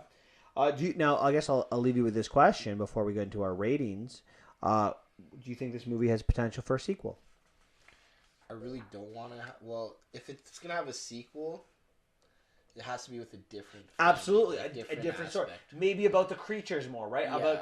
About maybe the science element to it. So we found the family element, the science, trying to figure out what's happening, and maybe beginning a fight back of it, right? Yeah. Absolutely. For that part, but I feel like Mallory's story for this line is done, and they don't need to add anything else to it. I couldn't agree more. So what's your ranking out of 10? I'm going to give it an 8 out of 10. I am going to concur with you, an 8 out of 10 for me as well. Oh, that's wonderful. We actually agree on a movie. Absolutely. Okay, that's our review of Bird Box. Let us know what you think about it. Okay. On to our third movie of the podcast. We're going to now talk about Replicas. So once again, if you're just joining us, be sure to know that there are spoilers in this review. So if you don't want spoilers, turn off your video now. What do you think of this movie, Xavier? This movie was dreadful. The worst. Really? I always feel, January is where they just dump crappy movies out. Like, I don't know why. A franchise needs to start putting them, like, if they put in movies here, they can make it count. That's why Aquaman's making a lot of money, if you think about it, because there's no other good movies. Everything's just dead movie month. That's why Star Wars makes a lot in December, because nothing else is worth watching. I'm going to disagree with you. I actually kind of have a soft spot for this movie. Ew. I'm going to start by talking about like the fact that if you like science fiction, if science fiction's kind of your jam, this is a movie for you. It really is. It's a concept that it's debatable. It's a concept that intrigued me. I got to be honest. Going in, I didn't think I was going to like this movie. I expected to be like, meh. As Xavier said, it's a January movie. I had no expectations. I agree with you. The concept was interesting, and there was elements of the movies that I did like, but the way it was executed, the way it was delivered, some of the scenes that weren't explained, it was just a bit... We're going to have to get into this. Don't get me wrong. I'm not going to sit here and say it's a perfect movie. It is by far a perfect movie. But there are so many things in this movie that are interesting, that'll keep your attention. I really think the first and the third acts are really good, and the second act is a little bit weak but really interesting. We'll start with the beginning of the movie. It sets up the stage. So there's a helicopter that arrives to this lab, and there's a dead cop inside. And these scientists, they download his mind, and they upload it into a robot 345. And the robot comes online. The cop looks at himself like, what? What's going on? And he kind of starts ripping his face off. And it's like, what'd you do to me? I gotta be honest. I'm very intrigued at this point in the movie. This is the thing about this movie. It's not, none of the ideas are super original as well. That's what I'd find. Like, I'll get into that at the same point. Well, just the whole, what's going on here? It's the classic, I was a scientist and I only believe in humans as chemicals. Oh, but wait, there might be a second element to this. Wait a minute. Hold on. Your criticism of the movie is that you've seen it before. Not that I've seen it before. I was going to say, just... you know that like every movie is a copy of each other, right? Yeah. That's your reason. It's one of the issues. There's lots of issues. And I'm just saying, like, a movie you've seen before is I'd always be weary of, because every movie you've seen before, if there was something ridiculously original, maybe like Inception, then I'd be like, okay, that's fair. But to criticize a movie because you've seen it before, what movie would you say you've seen? What movie would this kind of bring your mind to? Well, just not more this, like just this idea, like granted the difference is they used more clone, but like if I get into it, it kind of just defeats the purpose of. It's a little bit of an early spoiler, but I'll get into the part with what I mean when it starts getting out. I will say that my criticism of the first scene, I only had one criticism. I figured out right away that the problem with the robot was that it needed it to be its own body, right? That it didn't process it. I figured that out right away. Well, you figured that out because it's been done before. So that's the whole point that I was going to talk about. Oh, yeah, okay. But fair enough. Even then, another thing I have to notice, like, I just have to say, the CGI in this is terrible. Like, this, you could tell this was a low-budget film. Yeah, well, you get CGI. Like, okay. It looked like from the 90s, like Reboot. Like, you know the show Reboot? Yeah, I do. That's what the CGI looked like. I was like, what is going on here? And he even moved like Reboot. I felt like I got an iRobot feel from it. Like, I felt like it was like an or like a RoboCop even. Like, just kind of like, shh, shh, shh. I don't know. It was more like the reboot. Like I just imagine what's his name, Megabyte, running down how he walks and runs. That's what it kind of looked like. Anyways, yeah. So you don't. That's your criticism. That's not.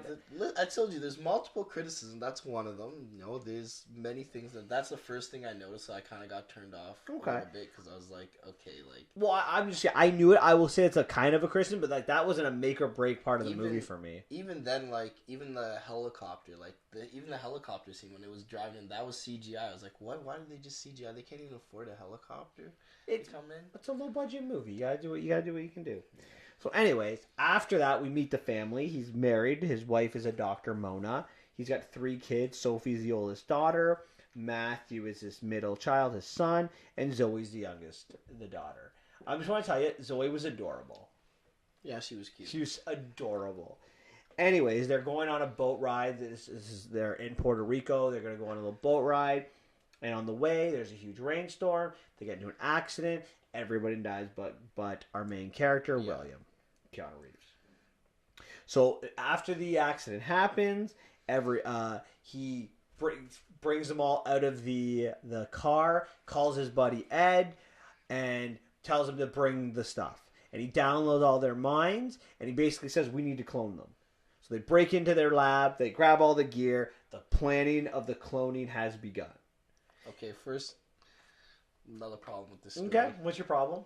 So one, characters weren't really developed. So for me, I didn't feel anything when all the characters, like, only because Zoe was cute, I felt bad for that one because she was cute. But I didn't see enough of the characters or anything interesting about the characters for me to care that they were dead. It's not the characters that you're supposed to feel bad for the father. His wife and kids are dead. Who cares? Like you're like, oh my god, if they all died, it would have been sad, but it'd be like okay. But you're like, why did they feel for the father as well? Like, I didn't see enough of it, you know. And like, yeah, I see why he would do what he did, but like even his friend that agrees. What's his friend name again? Ed. He comes in. Plus This doctor, like Dr. What's-His-Face, Will Foster, worst friend ever, by the way.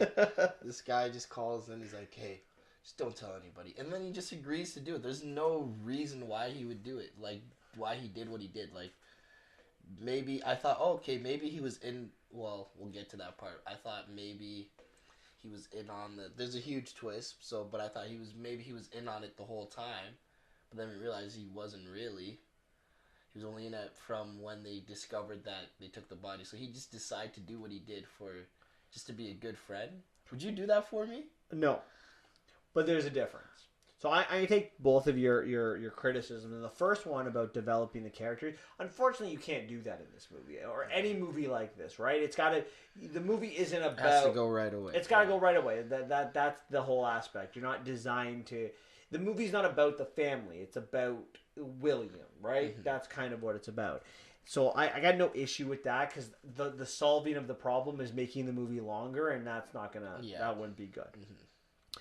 In terms of Ed, I got a couple of things about Ed. Number one, he doesn't really have a choice.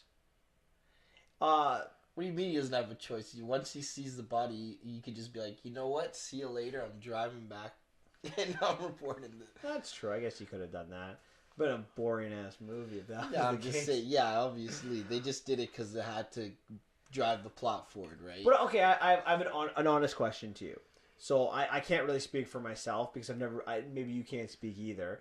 But let's say, for argument's sake, you're like your mentor, someone you admire, your boss even, comes up to you and calls you to come to. In the middle of nowhere at night with a couple of supplies. Yeah, that's red flag number one. But he's your boss. You're going to do it anyway, right? Yeah. Okay. So you go there and you see these 4 dead bodies. Yeah, I'm leaving. You're leaving. Like, see you later. No one in their right mind would stay there. The only reason why he was there is because he just wanted to. It was just to drive the plot forward. So that technically the movie probably should have ended there after. I guess I see what you're saying.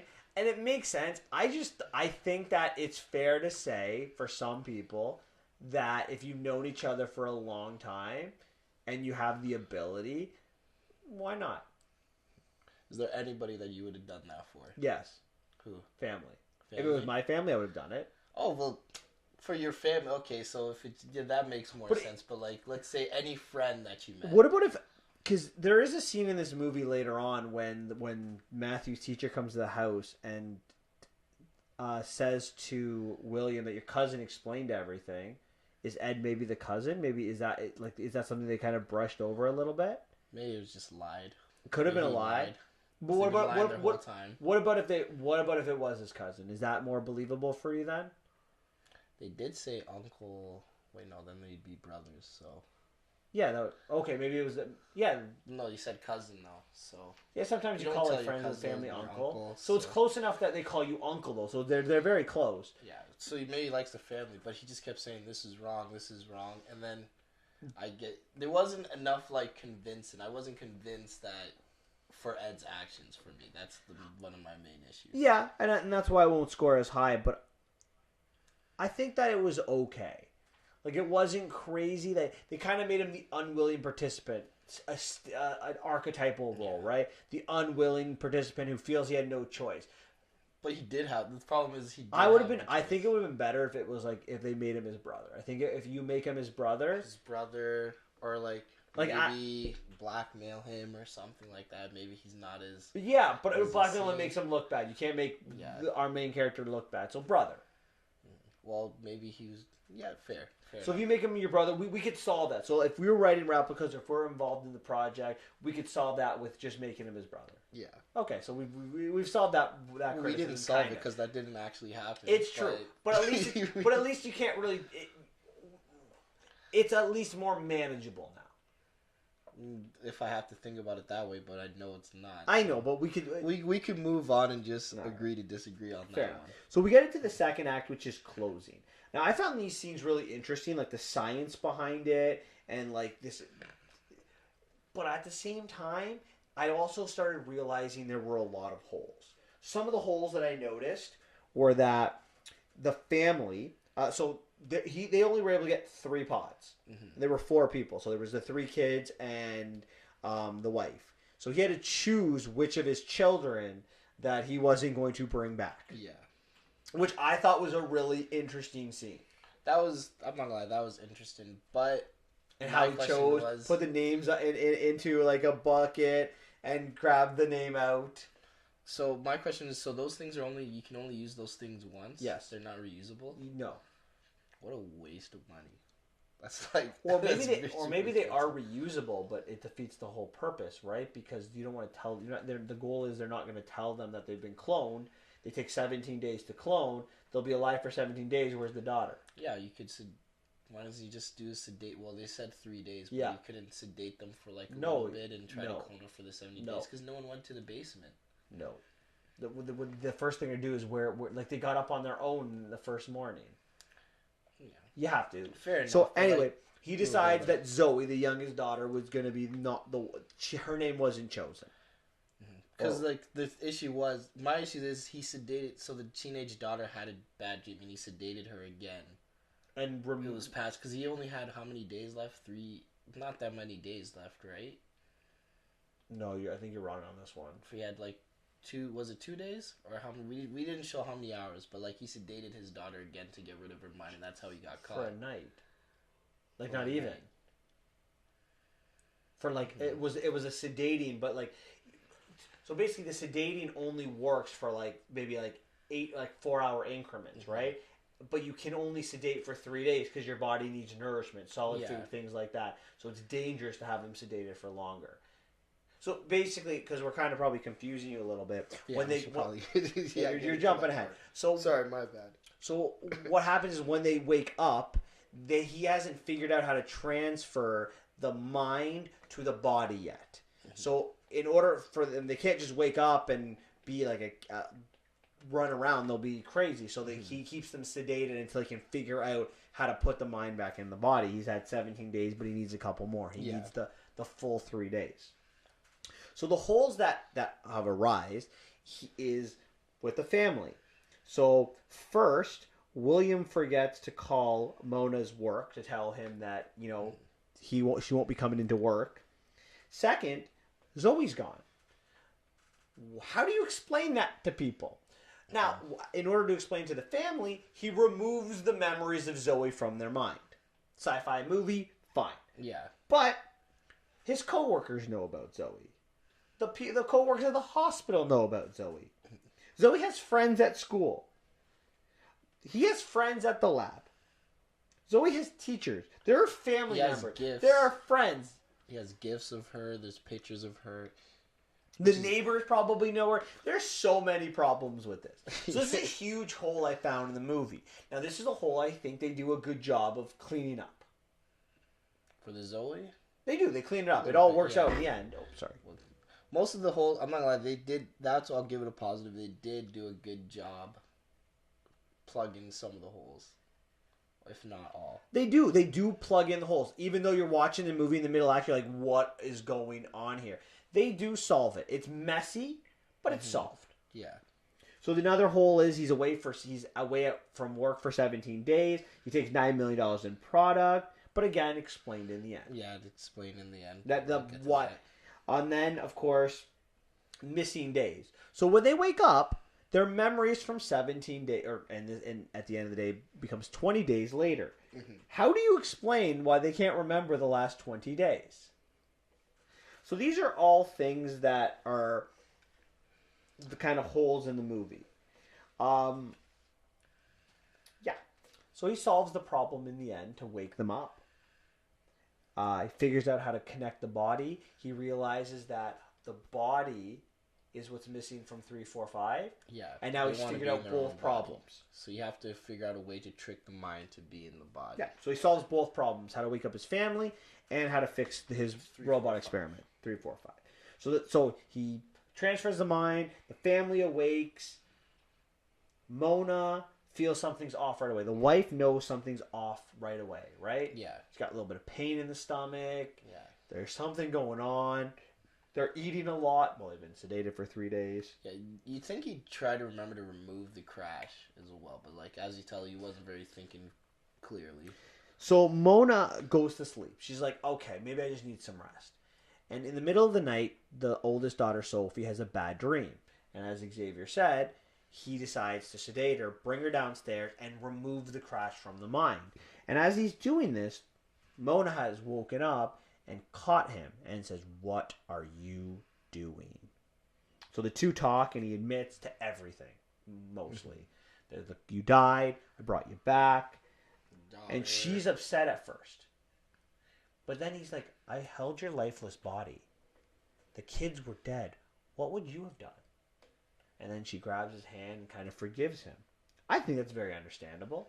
Don't you? Would you forgive if yeah, well, until you hear the next part. Until that's the part that I think would be, but at the time they didn't. Well, I guess we'll get into that part.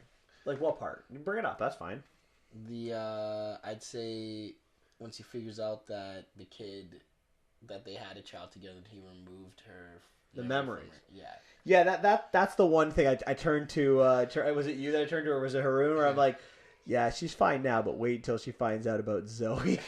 Yeah, because you know it's gonna happen. Mm-hmm. But again, a hole they're gonna fix. They fix it. They do a great job with it. So, anyways, they're having a family dinner. At this family dinner, he suggests, let's move away. Starting to plug in the holes of everyone in Puerto Rico. He's taking away all their cell phones and things like this. And in this middle, when they're having this conversation, Sophie says, "Who's Zoe?" Her name is in the closet. He missed something as he was cleaning the house.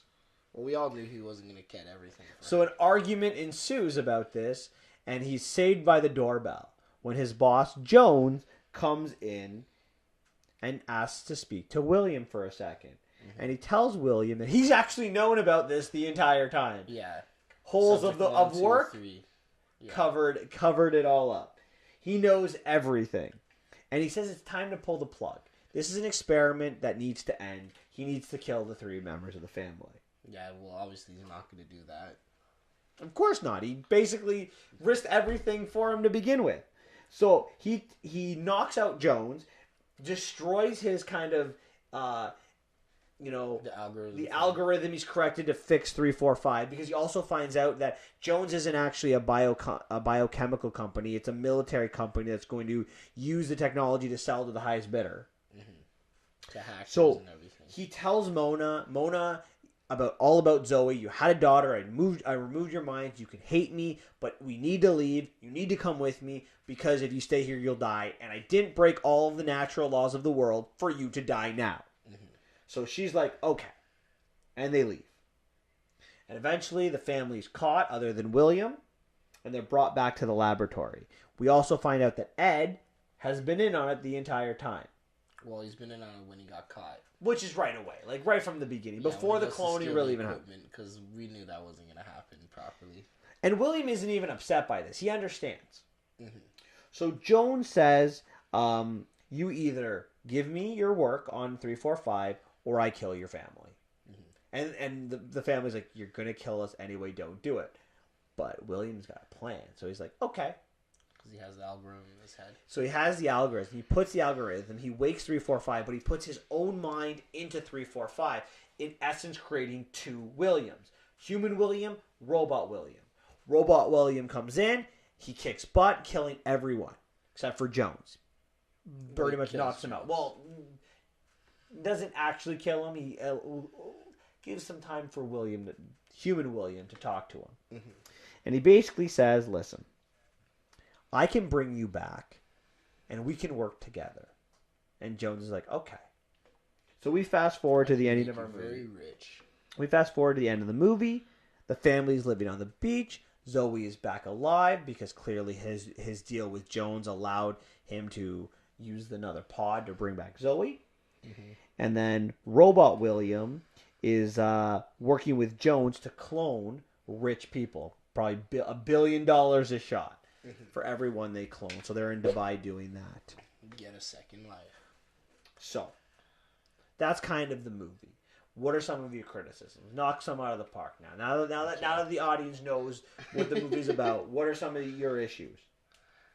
So, I just don't know where to start. So, like I said, I thought if he did any more than 72 hours for sedating them, it'd kill them. But he did it on his daughter anyways. No. More than 72 hours straight.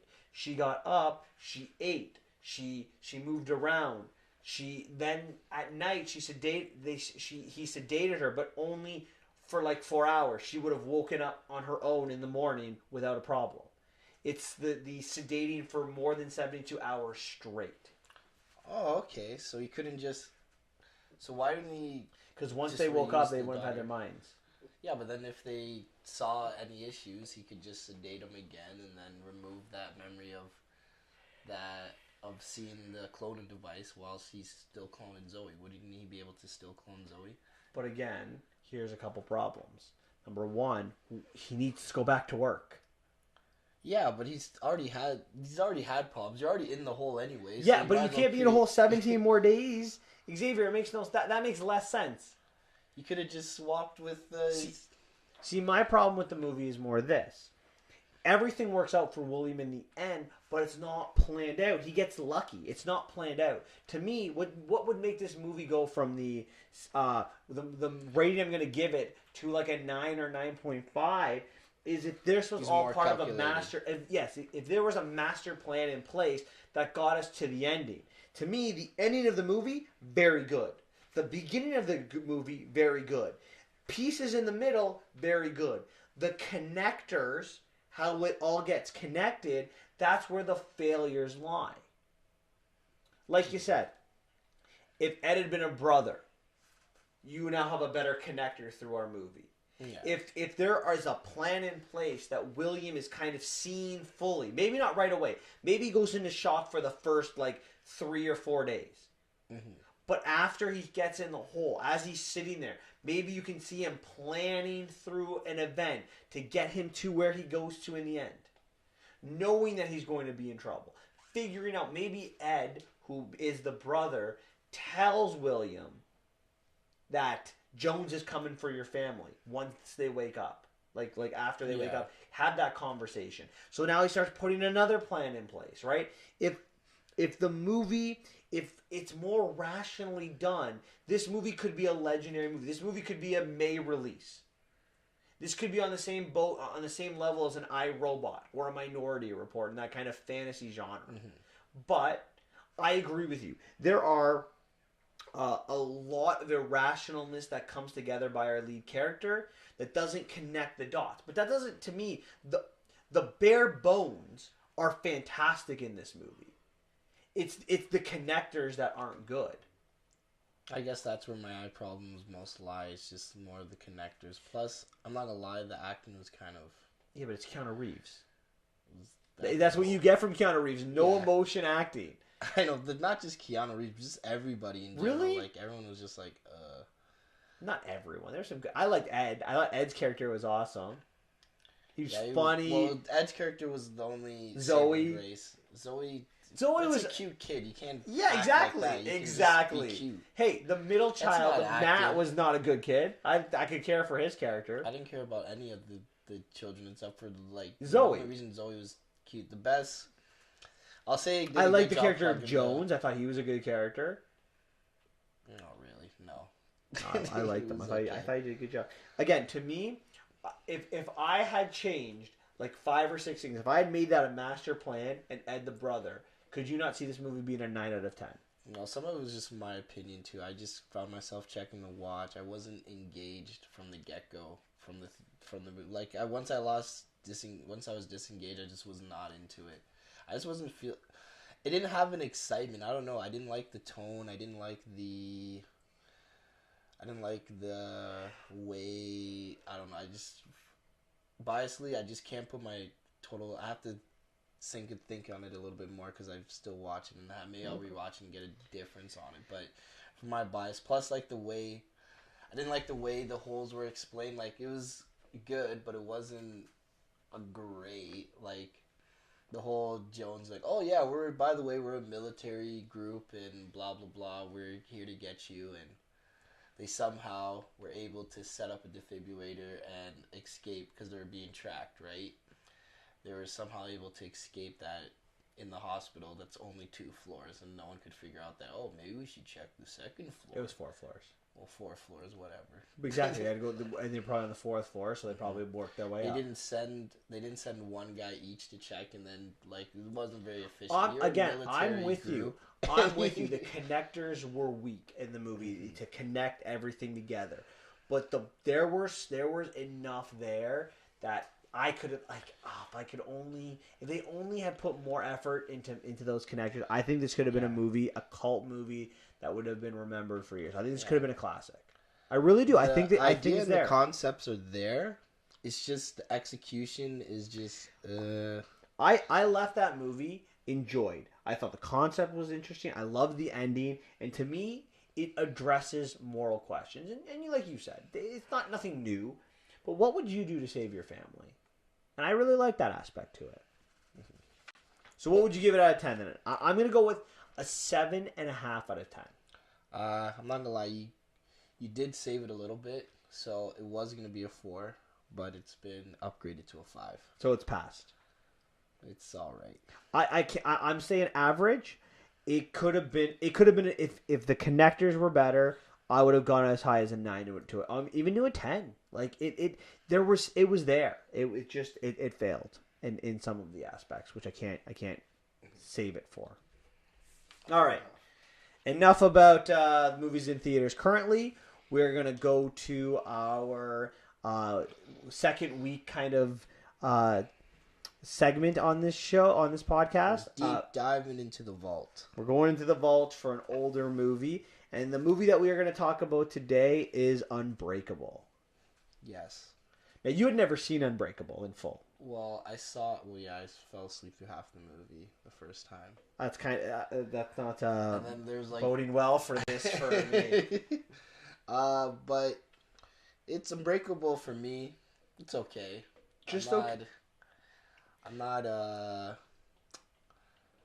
wasn't super engaged. It was interesting concept. I like some aspects. What about you? Well, last month I put myself through hell watching 3 Transformers movies, and this month I hadn't seen Unbreakable probably for 18 years when it came out in 2000.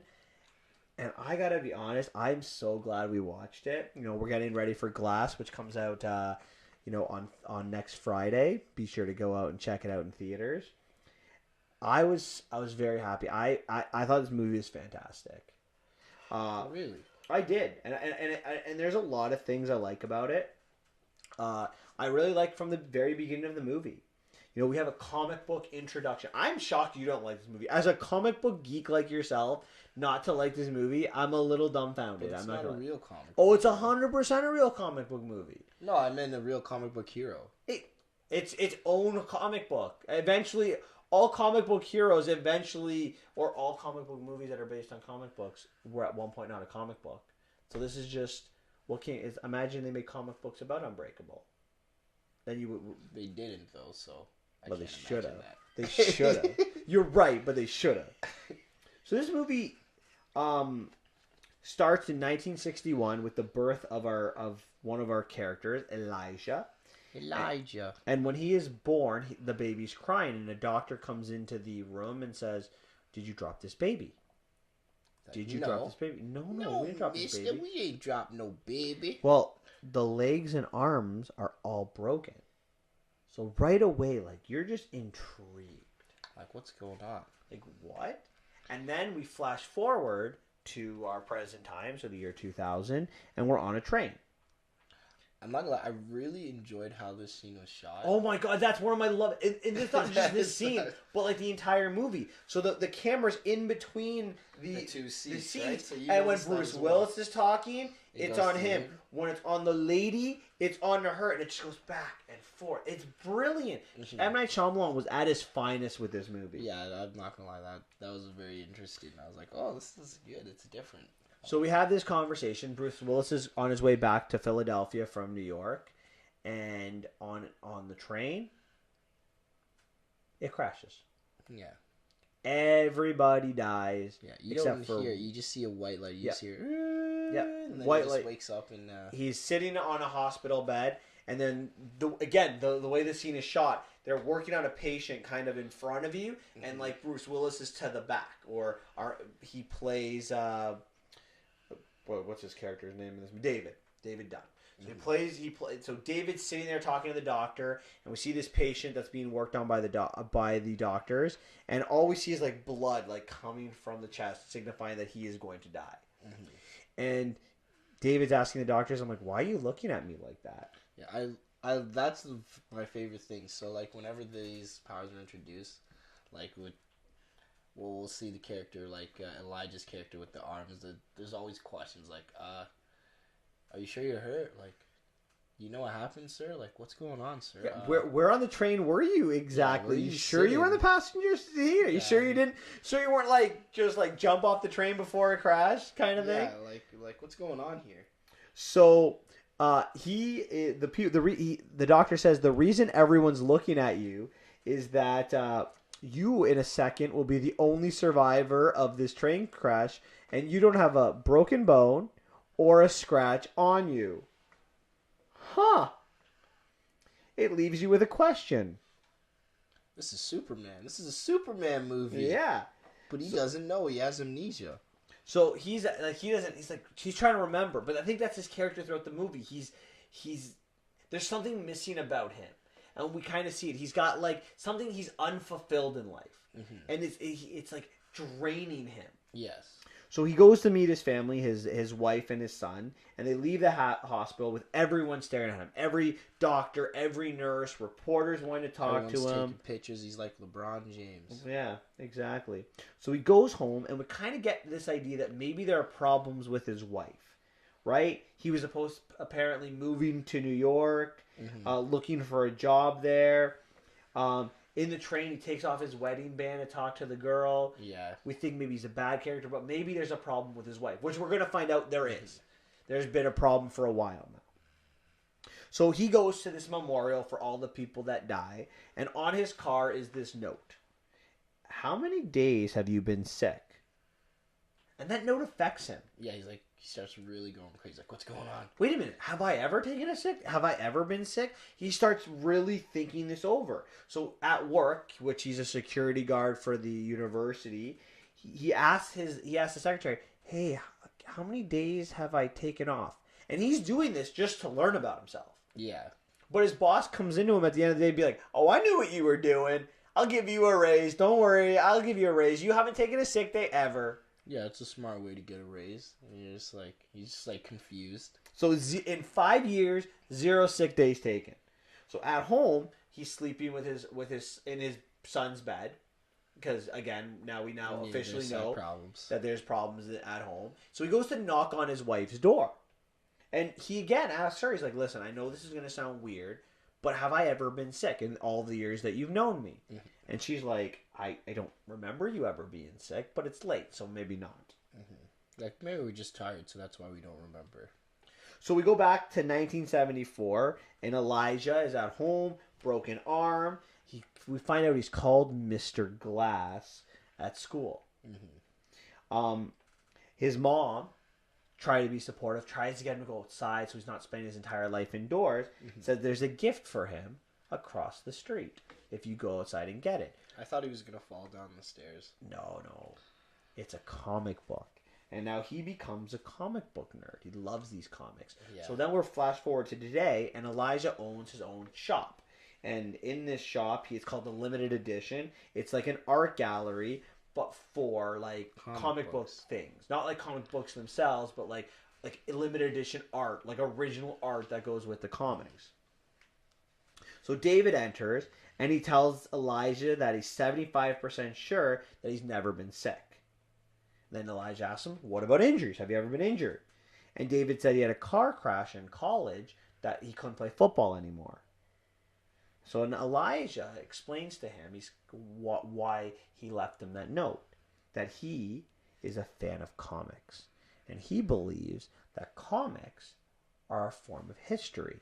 Yeah, that's the first red flag after meeting somebody. Yes, and he cites a plane crash, a fire in a hotel, and the train accident, and he says he was just waiting to hear someone that was a sole survivor.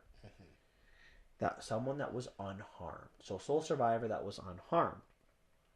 And he explains to himself that he has this disease, that he has weak bones, that he can get hurt very, very simple. Yeah. That he has had 54 breaks in his entire life. And he believes that someone at the opposite end of the spectrum, that bones will never break. The kind of person that comic books are about. I think this scene is fascinating because, like you said, red flag.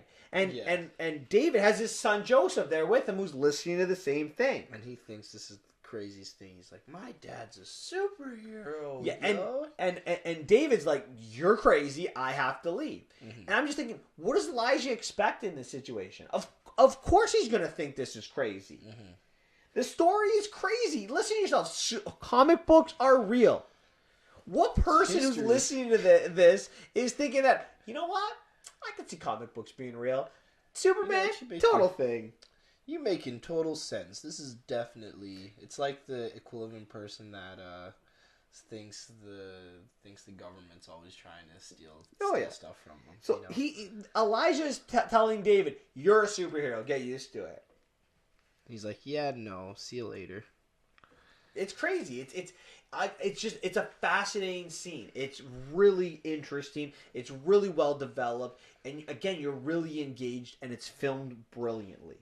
So David goes home, and he's looking through all his old newspapers. How he was a star in college football. Mm-hmm. He was I'm assuming he was the running back. He gets into this car crash that he survives.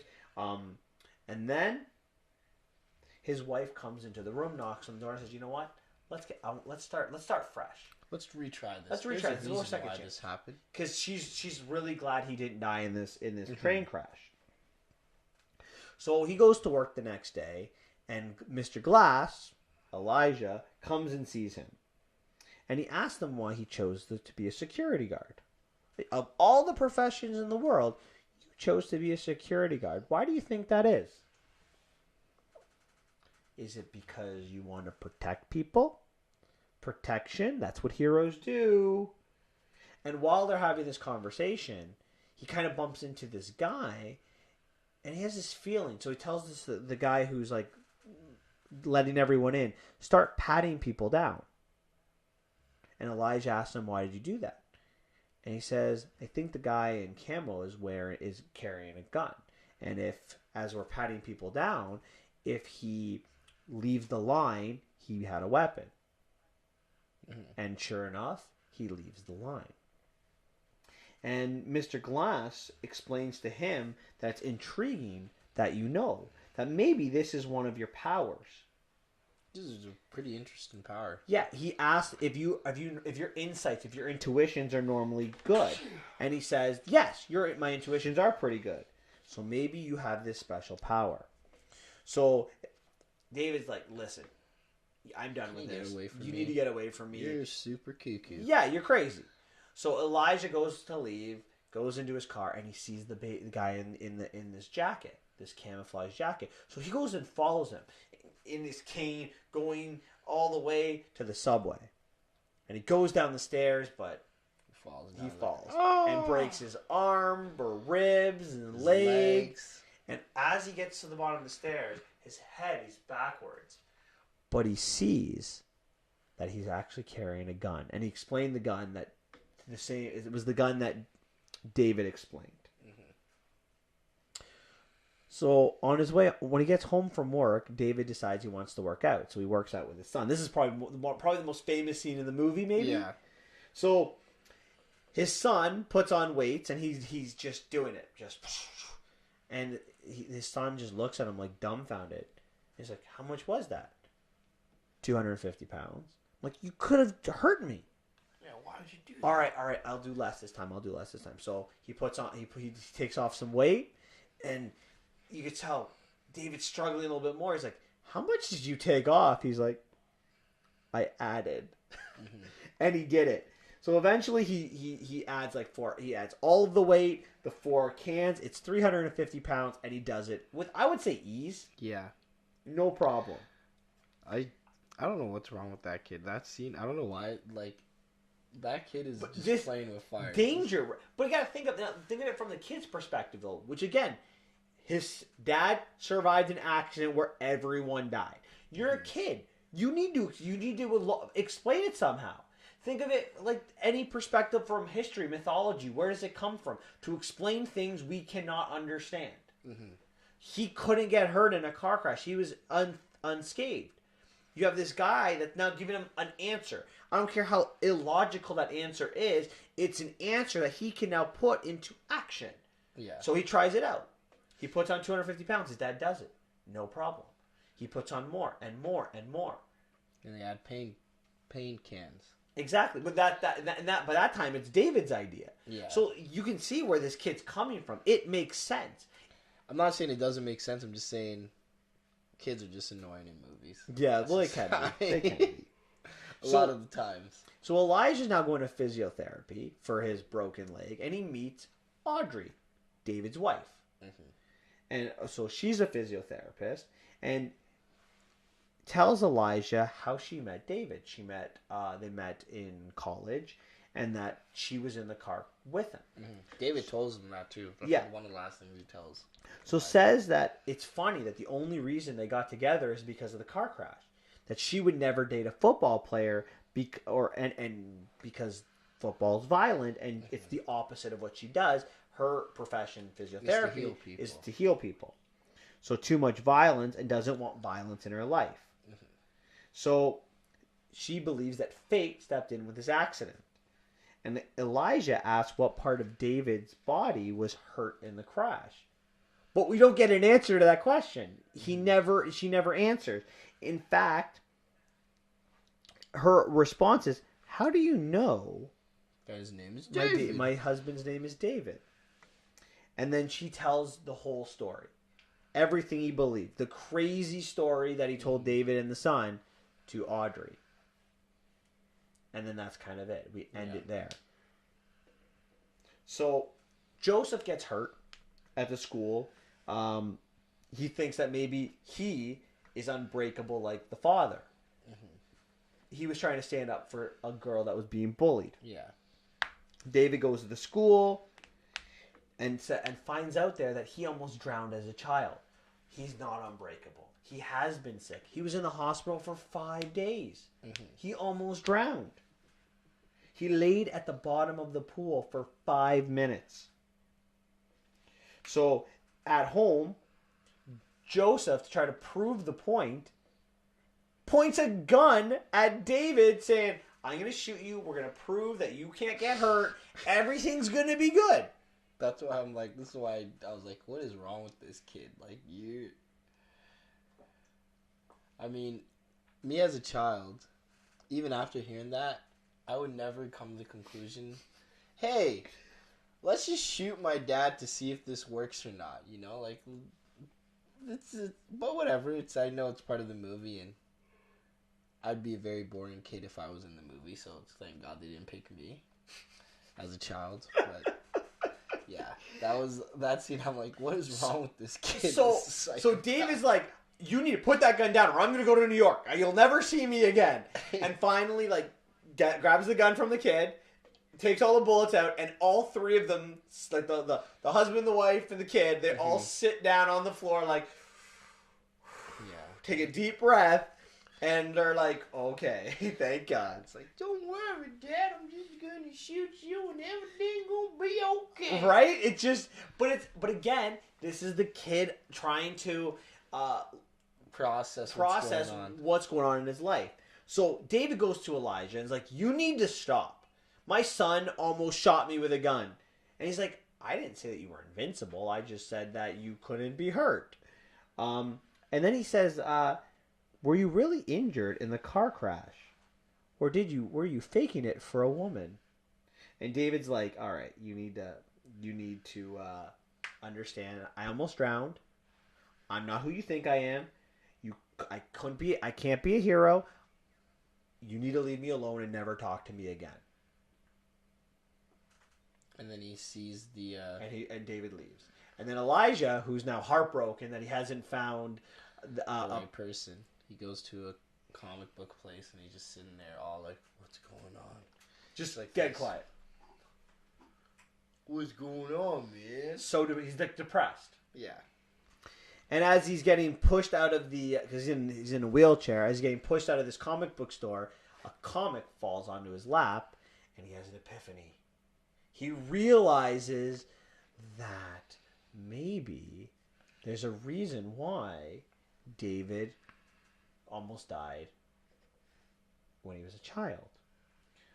So that we'll come back to that in a second. So what's going on with David? He's on a date night with Audrey, and the couple are having some drinks. They're asking there's some questions. What's your favorite music? What's your favorite band? What's your favorite color? Things like that to kind of get to know each other better. Then she starts asking about, personal things. So when did you think, things weren't working out? And David says, when I didn't tell you about a nightmare I had. Like when we were together, I would always tell you I had a nightmare, and you would say something to reassure me that it would all be okay. Mm-hmm. Then she kind of says, like, if you resent choosing her over football or over other things. Yeah. And he actually doesn't answer this question, which again, this kind of goes to the character of David throughout this movie, that David is kind of unsure, unfulfilled in life. Yeah. So at home, he finds out that he actually got the job in New York that he was going for, and she encourages him to go. Mm-hmm. We can still make this work. Yeah. He also has a voicemail from Elijah who says, you know what? Freaking Elijah, just like, what's going on here? I discovered it, David. I got it. Water is your kryptonite. All heroes have weaknesses. Water is your kryptonite. So David goes for a walk, and he breaks into the scrapyard where the train was. And he kind of, as he's looking through it, he's actually seeing the damage of this train. He's like, it's like the wheels are starting to go in motion for him. Like, wait a minute, I couldn't have not been hurt. Look at where I was sitting. It's destroyed. So he has a vision of the car accident he was in with Audrey. So he's outside of the car, and Audrey's stuck inside. So in order to get Audrey out, he rips open the car door. Yeah, and you also see him bend the metal. Like yes. The metal gets bent. So he's super strong. Yeah. And then so clearly he was faking his injury all along. How do you not remember that? Because he's unfulfilled in life, right? He's forgetting things because he's not using his gifts, as what Elijah tells him. So he calls Elijah back and basically says that you're right. I wasn't hurt in the car accident. I wasn't injured. And I looked... I want to talk about... He says, what do I do next? And Elijah is like, well, now you just go and be a hero. Mm-hmm. Like, I want to talk about this. Like, is that what you're supposed to do in this situation? Well, in every other superhero movies, I find the hero tests out their powers and see what their limits are, and then they kind of accidentally become heroes. Yeah, but this guy has a mentor that's trying to goad him into a hero. Yeah. A good person that's trying to help him. Mm-hmm. With only good intentions. Yes, and definitely does not believe in terrorism. Not at all. So he goes into a crowded place, the subway station, and starts touching people. And as he's bumping into people, he sees visions of them. Some are racist. Some of them are going to rape someone. But then he sees someone who's committed murder. So it's the janitor, and he follows the janitor home. And when they get to the house, David breaks into the house and he sees the dead owner. He walks into the children's room and sees that the son and daughter have been tied up. Yes. He unties them, and then he goes into the wife's bedroom and sees that the wife is kind of tied up too. And as he's going to see what's going on, he gets like kind of attacked and blindsided by the janitor into the pool. A pool. And he sinks right to the bottom. His kryptonite. Yeah. But thankfully the kids give him a pipe and pull him up. And then he goes back to the bedroom and he chokes out the janitor. And the janitor's like pushing him into the walls. And it's breaking the walls, but he is unbreakable. Mm-hmm. And he then, after he kills the janitor... the janitor is pretty strong. Yeah. And I mean, I don't know if he kills him, but he definitely knocks him unconscious. Yeah. Goes to see the wife. The wife is dead. And then he goes home. And then... That part is so weird. But he's fulfilled, right? Yeah. And he goes into the wife... he sees the wife on the couch. He carries the wife up to the bedroom. He lies her down and says he had a bad dream. This symbolizes that story that, you know what? Things are going to work out. Mm-hmm. So the next morning, he shows the son the newspaper, and the title says, hero, quote unquote, kind of symbolizing, rescues 2 children, parents found dead in home. And then a picture of what is David in his like security outfit. Well, I thought he wore that little... It's a security, thing. Yeah, with security from what you would wear in when you're in the rain of a game.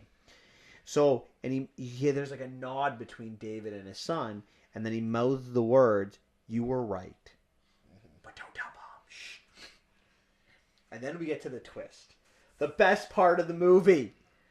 So David goes to see Elijah at Elijah's show, and he's looking at this picture where he meets Elijah's mom as they talk over this picture, and she says there are 2 types of villains.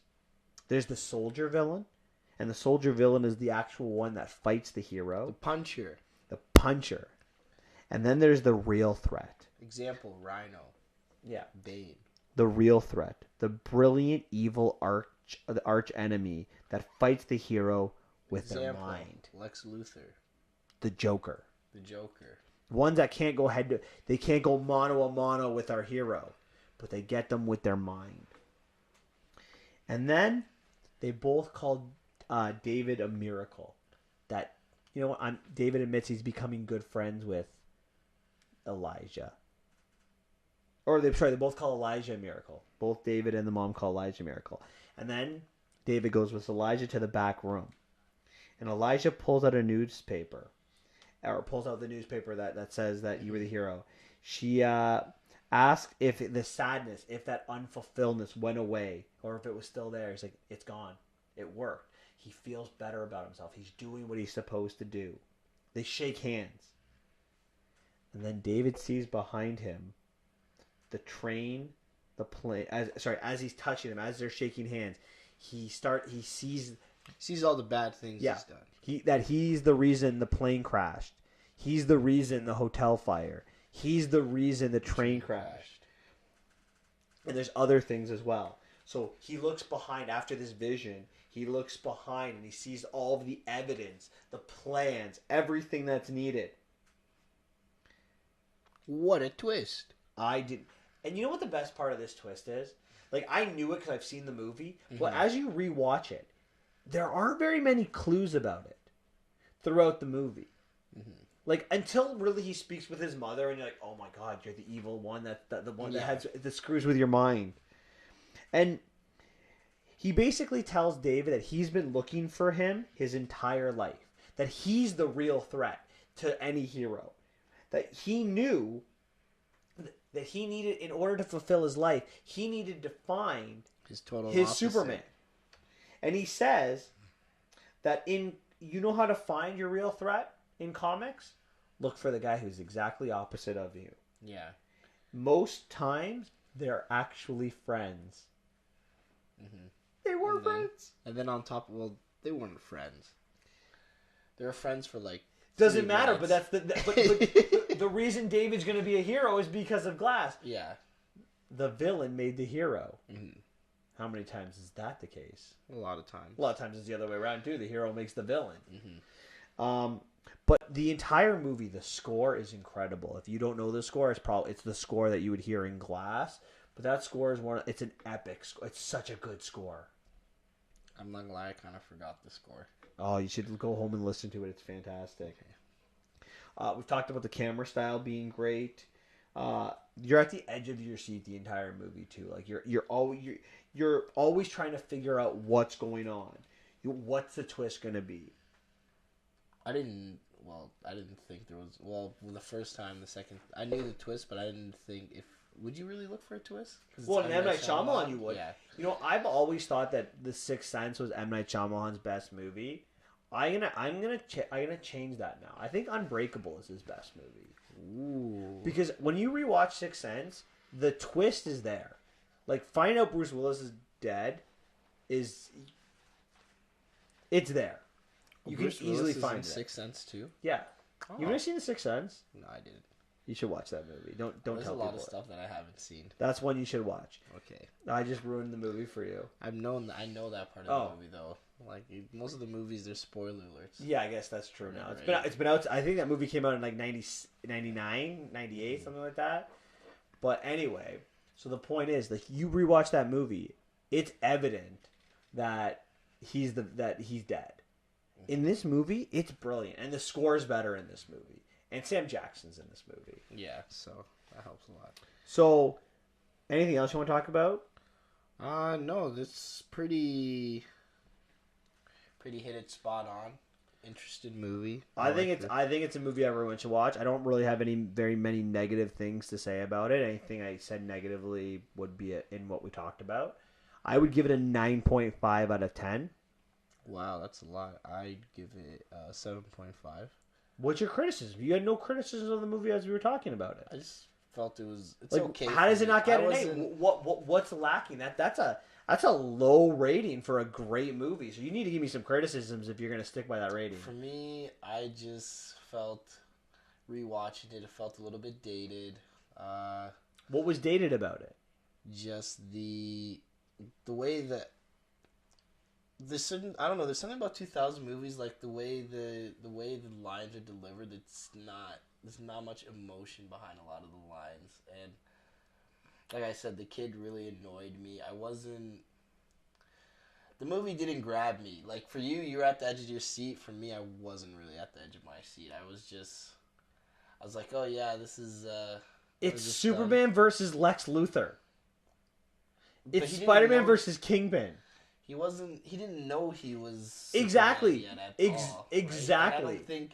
I don't think his plan was the best plans. Like, nobody, literally people saw him on the train, and like, what would happen if he never figured out, like, this man committed lots of sacrifices,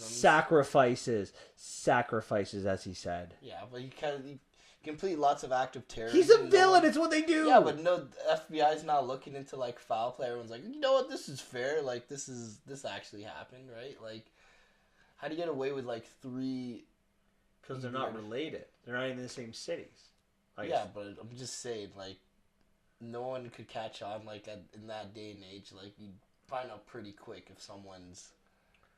You realize that's like before 9/11, right? There was no terrorism yet in North America. You can't look at it from a 2018 perspective.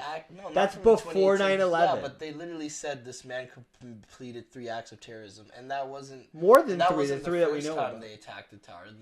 This was moved after they attacked the tower the first time. So Xavier, people in 9/11 came on planes with butter knives. Yeah, I'm just saying.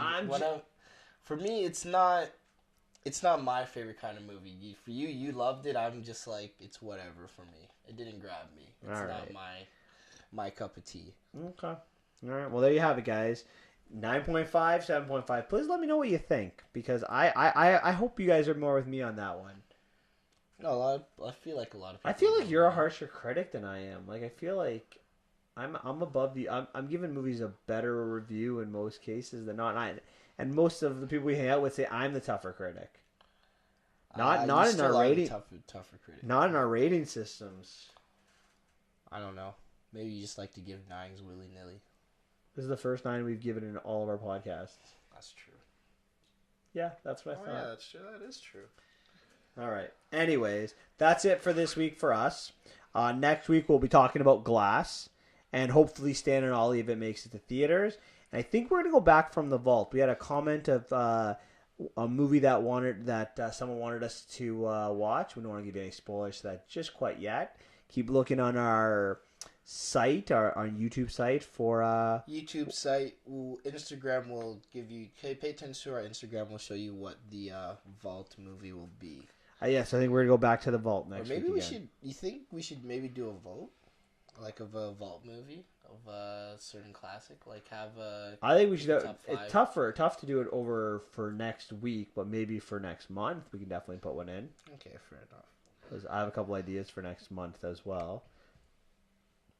February, like a nice little classic rom-com or rom-com.